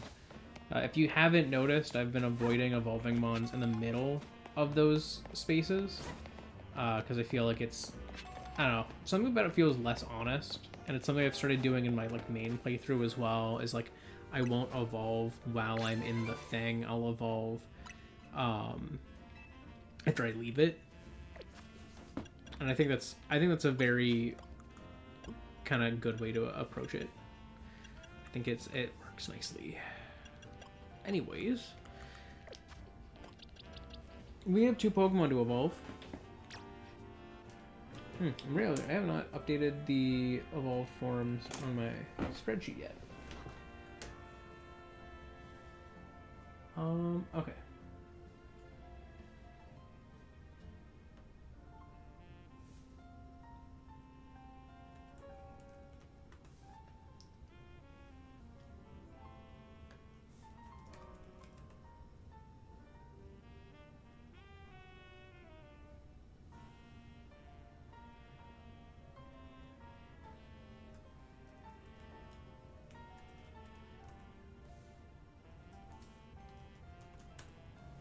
Okay.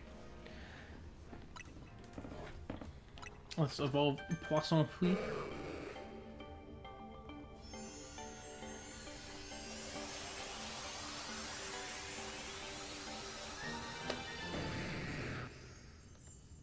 We now have a Gyarados on the team.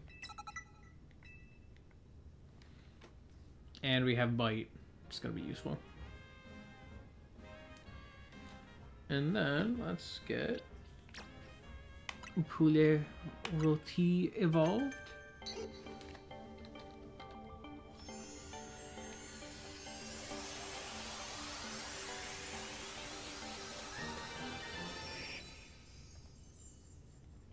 And we now have a Pidgeotto on the team.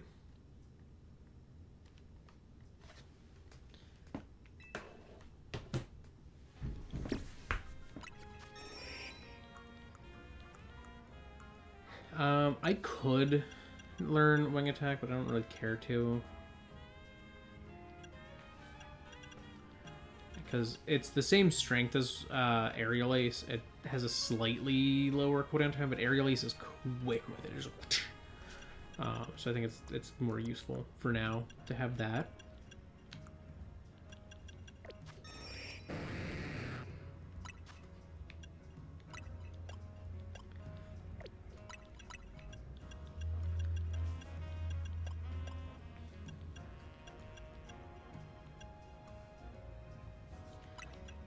I think Whirlpool would just be good to have.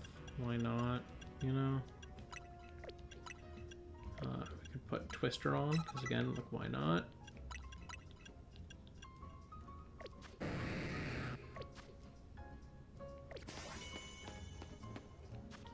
So what size is everyone? Everyone's probably medium.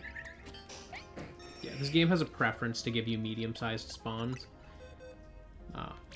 Actually, let's take a look.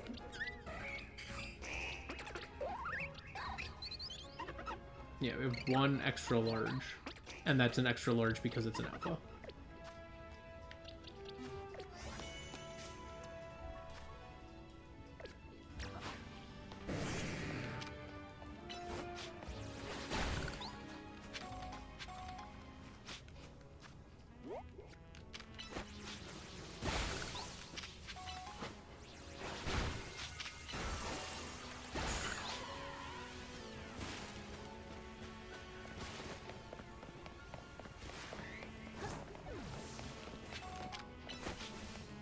Tackle.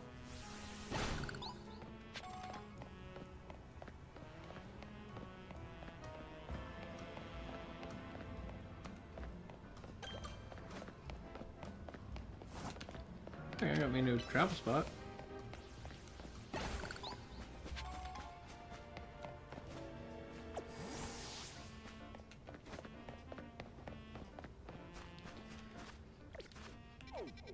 I am near... I need to go north. I'm gonna activate that Pokemon Center up north as a spot I can go to. And then I'm gonna get the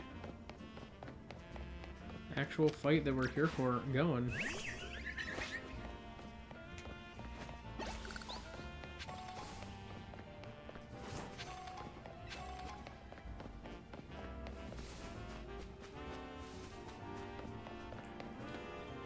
Do I have a Patrat? Huh. I don't. Just hanging out in Zone Sector 8, maybe? I definitely don't have a lot of Zone Sector Pokemon. Where are you from? What do you count as? Zone Sector 8.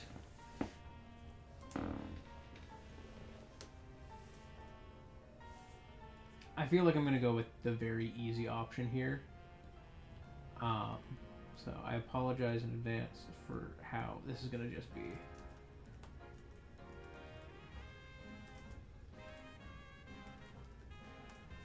I'm going with pizza unless someone has a better suggestion. It's a rat. Could also do cheese, but I'm going pizza. If anybody has a has a suggestion, you've got a little bit of time before I have pulled the gifts in. So, assuming that I have never had a Patrat or a Wachog, but I believe I have, because like, but I believe I have not, because like, in what world would I have in this format at least? Where are you? You're early. There we are. It's early Gen 5. Can't be too many options there.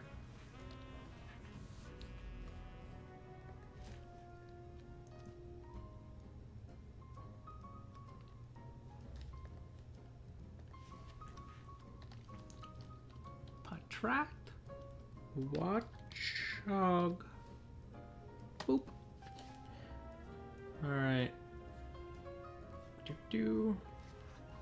Alright, I'm not seeing anybody, so I'm going pizza. She's a pizza. Which you will be shocked to find out is pizza.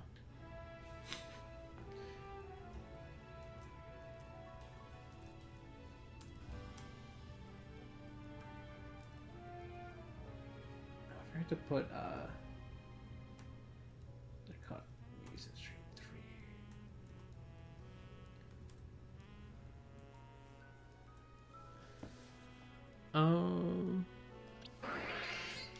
your name was Carambol. Cool. Cool.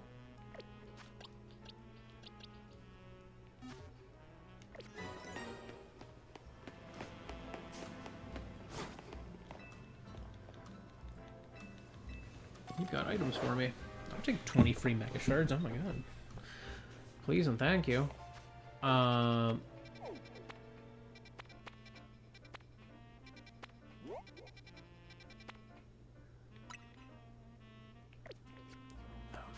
was going to the Pokemon Center. I keep getting distracted by things. Going to the Pokemon Center. Going to the Pokemon Center. Pokemon Center.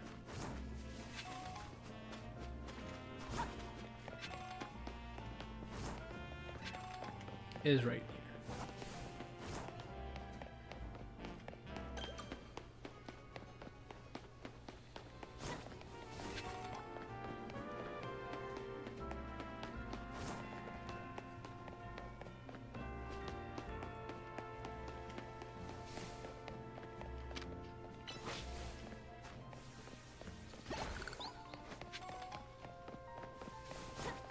Xavi, you are going to get destroyed, and this is going to feel so good. This will be my revenge.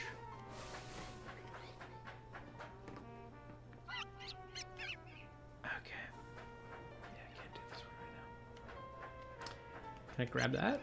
No, I fell down. Never mind.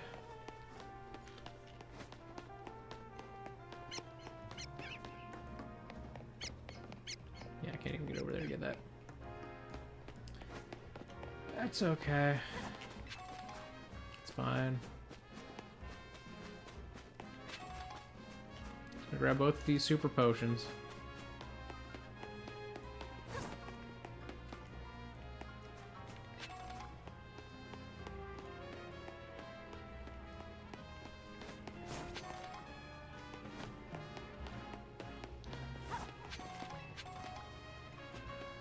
See him.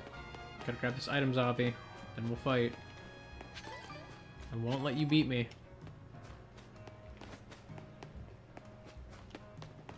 I have options. I have options to use against him, which is good.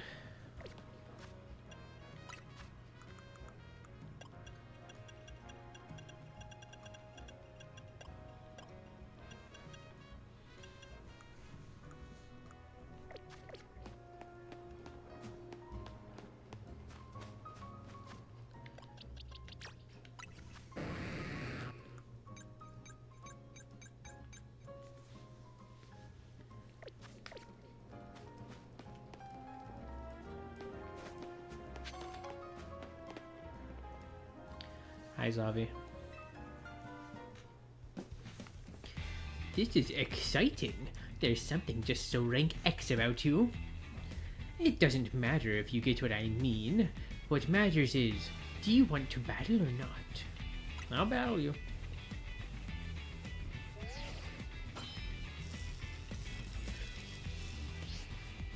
X is good, but W is better, don't you think? Following that logic, A is the best, which is why I'm gonna win my way up to rank A.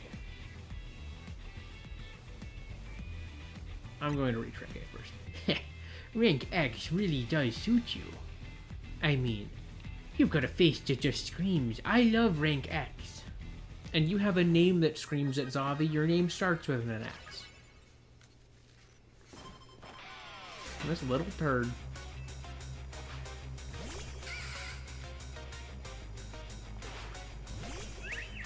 Okay, not an ideal lead situation for me.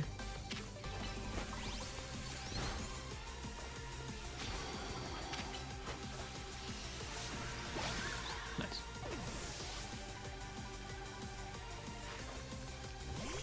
Okay, he switches into his Roselia.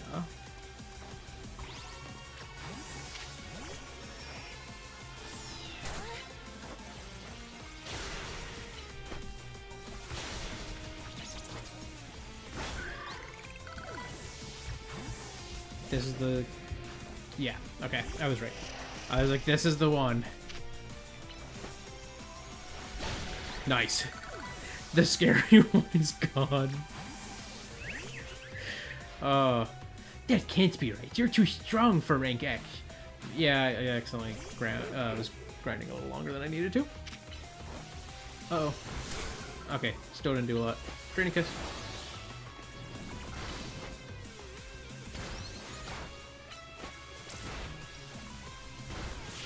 Okay, you took yourself down. And hopefully not my Floette. With how precisely you targeted my Pokemon, there was almost no way I could win that. I'm a little over-prepared, but it's okay. Are you sure you're rank X? You seem way too good at battling.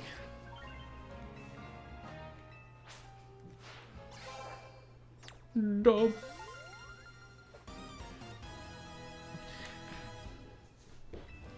I love how she's just like, yeah. Just so you know, I don't care that I lost. The letter X is way cooler than the letter W anyway. Okay, Xavi.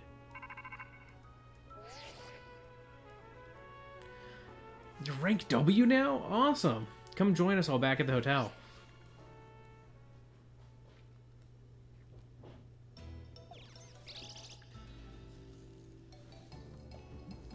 Here's to DB making it to the next rank once again.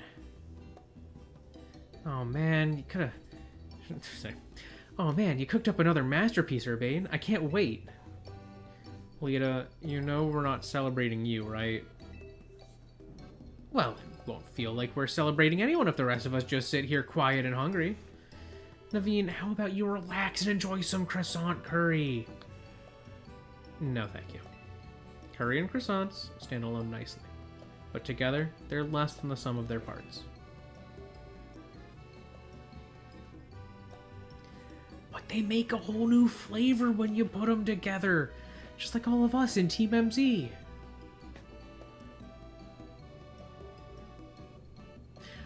I'd rather you didn't compare us to this culinary atrocity, Lita.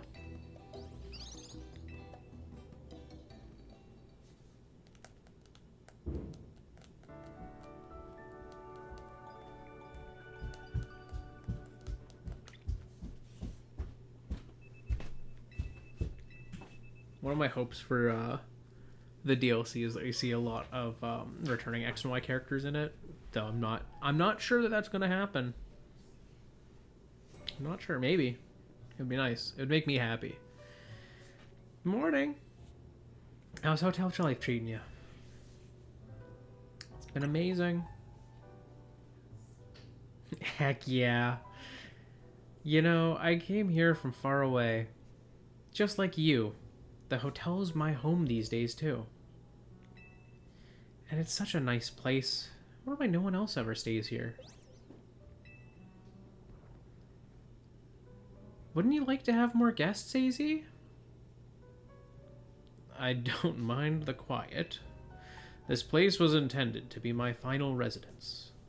That is why I called it Hotel Z. And if the hotel were to become busy, all of you in Team MZ might feel obliged to help out in turn, preventing you from taking part in the ZA Royale. I'm fine with things as they are. Well, I guess if you're fine, then it's fine. Sorry, I gotta go practice. Let's chat more later, DB. See ya. Bye, Lita.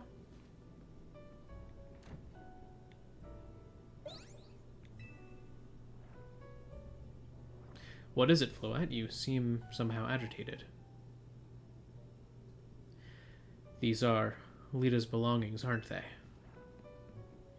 DB, I'm sorry to trouble you, but Lita has forgotten her things. Could you deliver them to her?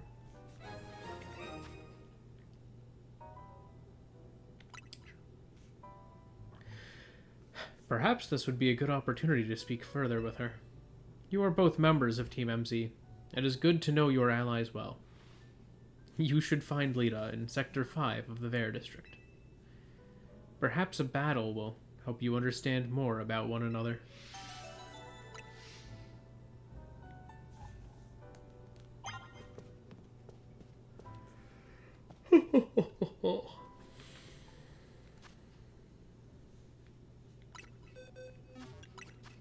Wow, Lita's things in my inventory?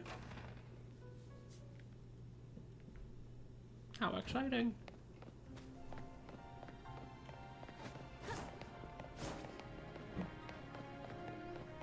Pretty berry.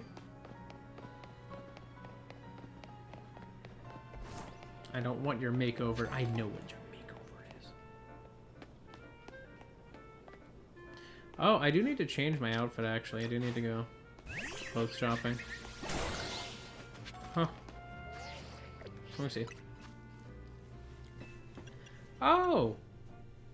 That's cool. I didn't realize I would get these on all saves.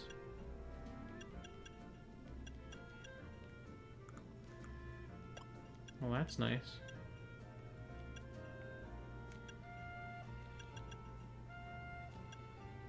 I don't like the holographic pants.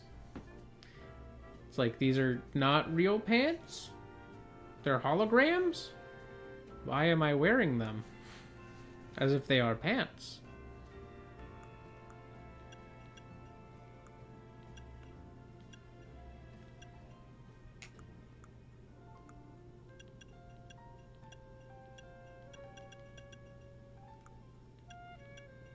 I do like the holographic satchels, though. I could do this to represent Gyarados, maybe?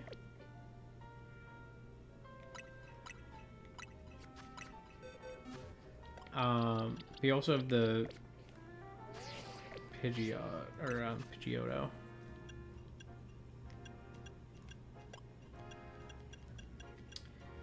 He's on the team now. Don't really have anything for Pidgeotto, so I'm gonna have to go buy some clothing. I don't know if I've been to that one.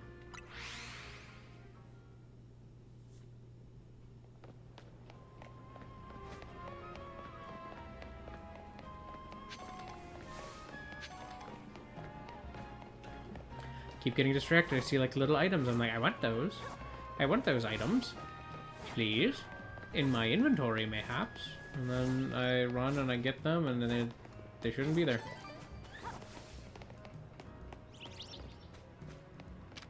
Just another claw baby. Well, I already have a Floette.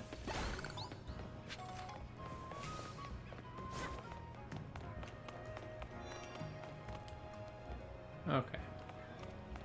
Hats, bags. Oh, they probably have actual other clothes too. Nope. Hats, bags, earrings. That's it.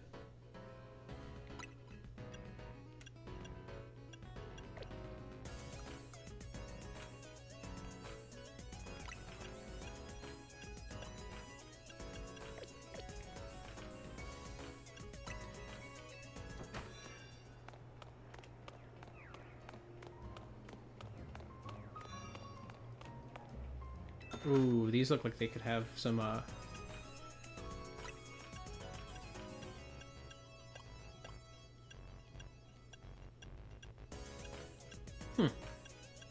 Well. Not as much as I was hoping for that.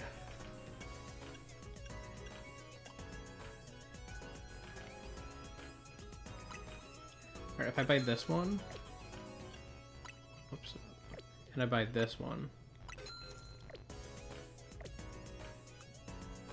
I could combine those.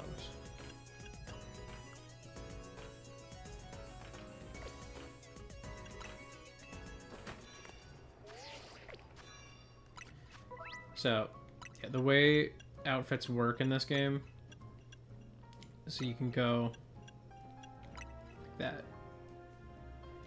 You can pick different layer colors.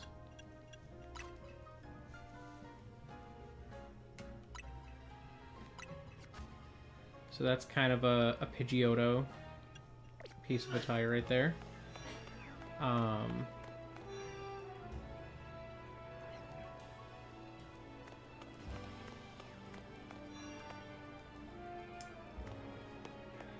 there any hat options that I would want here? That looks very silly.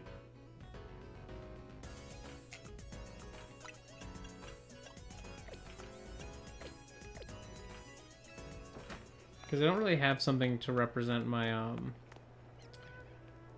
Esper so much anymore. You know?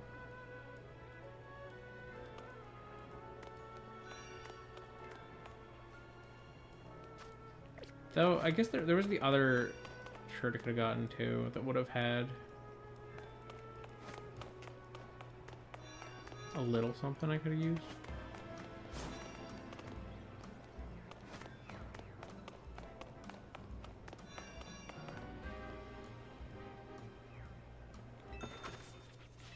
Because the other one that's here, no, it's a purple undershirt. I guess I could do like this over purple if I wanted to.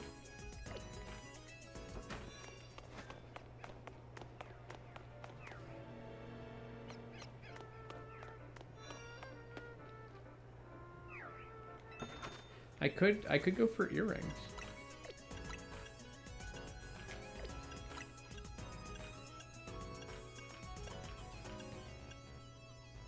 I feel like the purple pink kind of gives some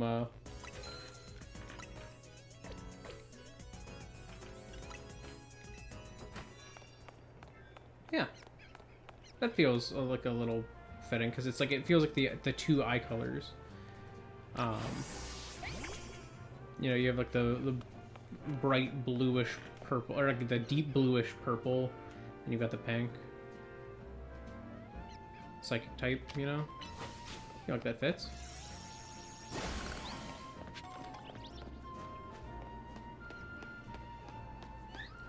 I got the Beedrill shoes on. The Floette flower socks. A little Christmassy. The red and the green, but it's fine. Alright. Let me just check. I'm probably not gonna continue too much longer with the stream. I just wanted to see. Okay, we're even at the point where we're ready for the next one. But I think shortly after that one is one that I need to be a higher level for. So I think that's fine.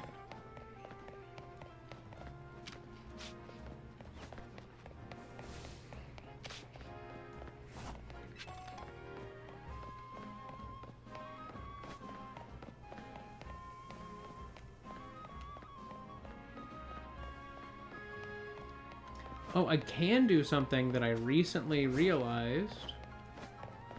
I don't think I knew this last stream, but I definitely didn't know it the first.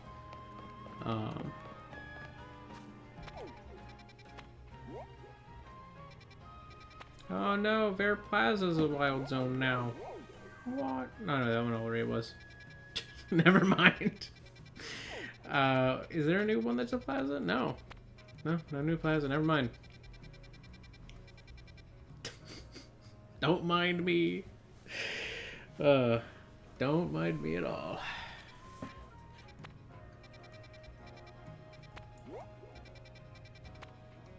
Yeah, I can go... If I go down this way, I can go to this Pokemon Center. Activate it.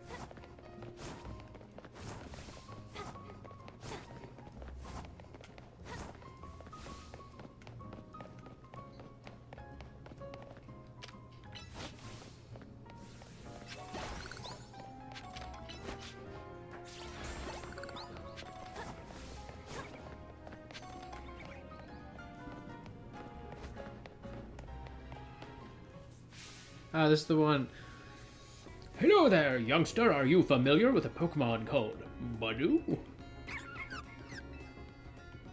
Budew is a hardy little thing. It endures the cold bravely, waiting for the right time to open its bud. I sense great potential in you, youngster. You might have a knack for helping Budew to bloom. Maybe you could join our Budew show? If you're interested, head to the Fountain Square in Blue Sector 8. I hope to see you there.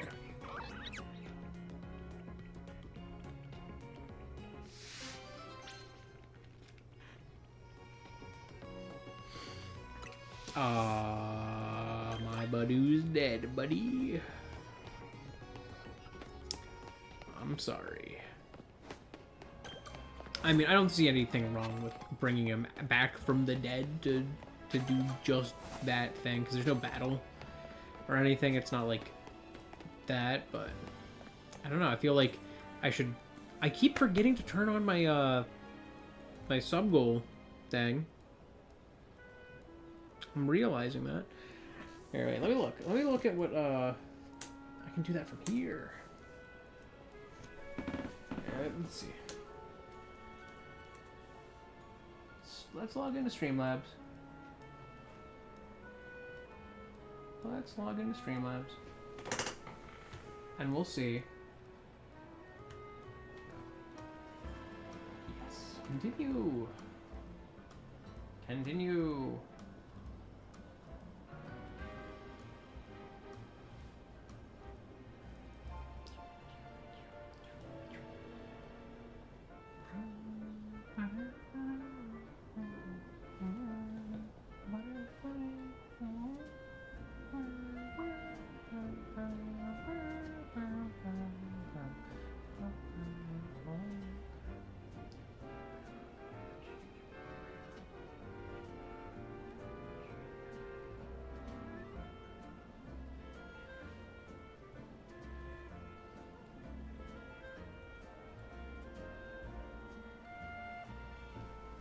Okay. And where are we at? Yeah. Fair enough. All right, my current goal.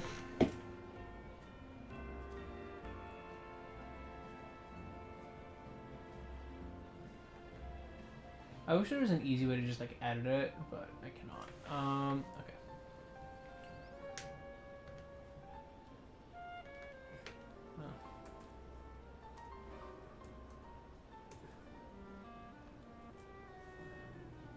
We're no longer allowed to type a date. Alright, whatever. Click on a date now.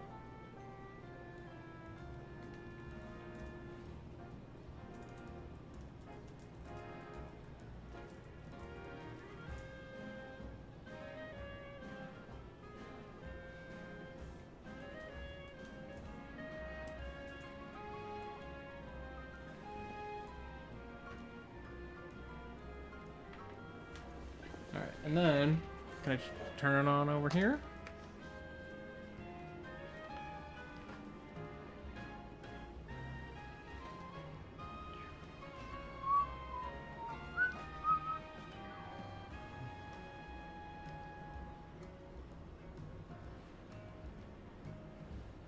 Alright, Streamlabs assets.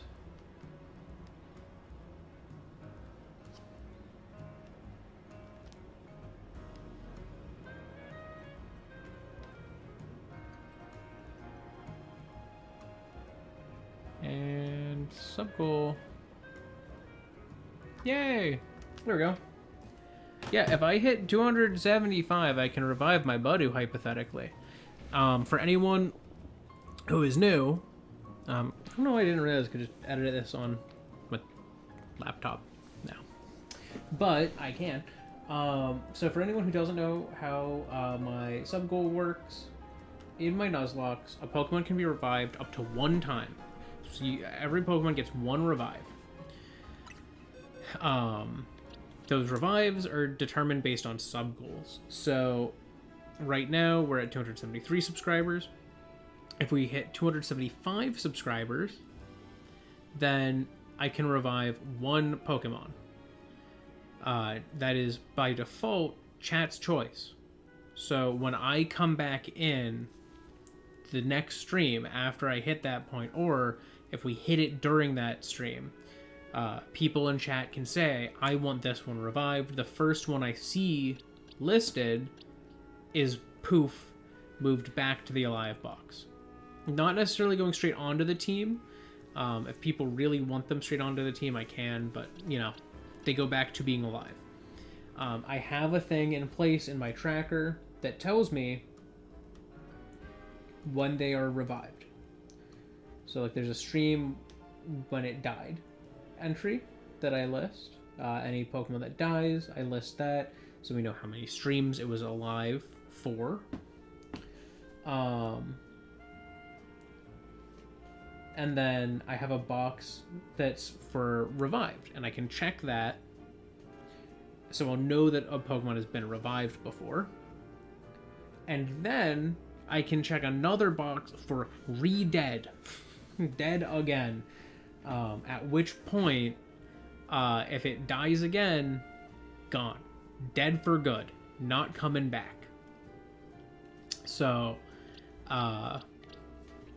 they get a second chance, and that second chance is driven by chat and by subscribers and all that. So, if you would like to see my Budu, Odehros, survived, or my Bunnelby, Lapon, revived, feel free to sub now.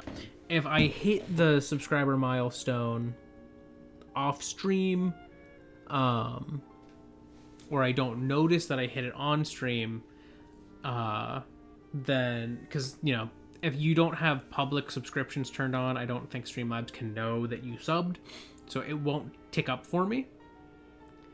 So at the start of every stream, I go through and I update that manually to like whatever it currently is if it's inconsistent. But if you subscribe to me And I don't know. At the start of the next stream, it's either my choice, or if someone's in chat already right off rep, early to the party, they get to pick who gets revived. And that's the other thing is, you know, on my off day streams, if I'm, you know, streaming like Overwatch, or I'm playing ranked in ZA, or I'm playing Scarlet and Violet, or, you know, whatever I'm doing on that Wednesday night, or I'm spriting or whatever, whatever I'm doing that night, if I hit that subscriber milestone, the revive doesn't trigger until the start of the next stream. So keep that in mind. If you know I'm waiting on 275 and you see that I've hit 275 and you were like, I want to pick this one, I want this one revived, I want to be here first and get that revived, go ahead and do that. And when I start the stream and I'm like, oh hey, we have a revive today, you can say it then. The next milestone after 275 is not until 300. Because what I used to do is I used to do it in increments of 10. Once I hit 250, it became increments of 25. So the next revive milestone is 300. So it's gonna be possibly a while before you'd get a second shot. So if you really want Oda Rose to be revived and you don't subscribe today, and I hit 275, you know, between streams or something, or you know, you subscribe but it's not enough to get me over to 275, and then someone else subscribes in between, and then now Saturdays come and someone picks Lapon. You wanted Oda Rose, you wanted to see Badu come back. Well, sounds like you gotta get people to subscribe and campaign for Badu. Get me to 300, boom, and get Badu back. Sometimes I will, if there's someone that was a fan favorite, a lot of people really wanted, even if I didn't necessarily care for them, but I see a lot of people in chat going like, oh man, so-and-so died? Lapon, your Bunnelby? I love Bunnelby. If I see that, I'll often keep that in mind, you know, and I'll go, okay, a lot of people wanted to see Bunnelby back. So even if I want Badu back to do that side quest, I owe people Bunnelby. So keep that in mind, you know, for the future. If you want to see a Pokemon, like a specific Pokemon, that be brought back, that can happen if people are vocal enough. One can just be brought back off rip. If people aren't super vocal about any specific one, that's okay. I'll pick one. I'll pick the one that I want the most. Or if someone pops into chat super early on a stream and there's a specific one they want, well, we'll do it. But anyways, I'm not allowed to sit. I'm not allowed to sit. I was gonna sit with my Pokemon and have everyone like come out of their balls. That would have been exciting. Well, I'm gonna enjoy some time with Poisson Free, I suppose, if I'm not allowed to sit. Poisson Free and I will hang out in this little patch of grass, I guess. I don't know what else we'll do. So let's do that.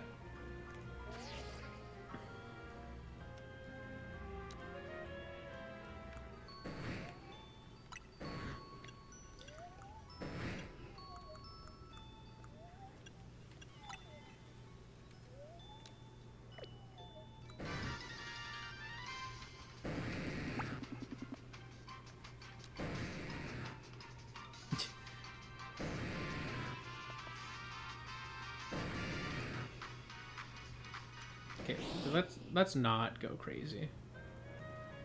We'll just do this.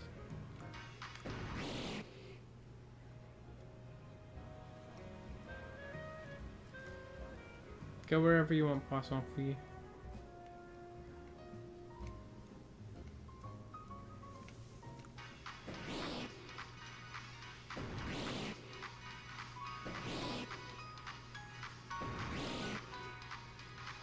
remember. All right. We'll just do that.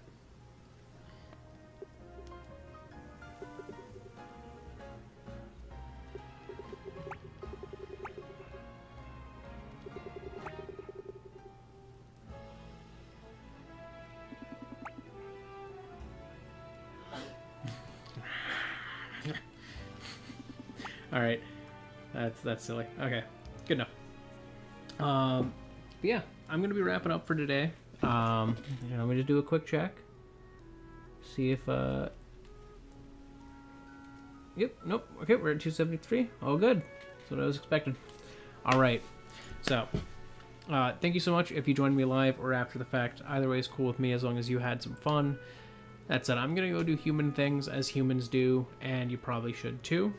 So, thank you so much. Goodbye. I only did one thing, story-wise, this entire stream, but it helped prep me for the next story beats and the next stuff like that. So that's going to be good. Got us a Gyarados, which is extra good, in my opinion. I think that's very good. I think Gyarados is awesome to get, so that's exciting. Also, I don't know if I did this for last stream or if I did this. Okay, it would have been for last stream. I just never mentioned it. I fixed how OBS displays the game a little bit, so it no longer looks super blown out anymore, which is an issue that I was running into where it did look a little blown out. So it's no longer blown out.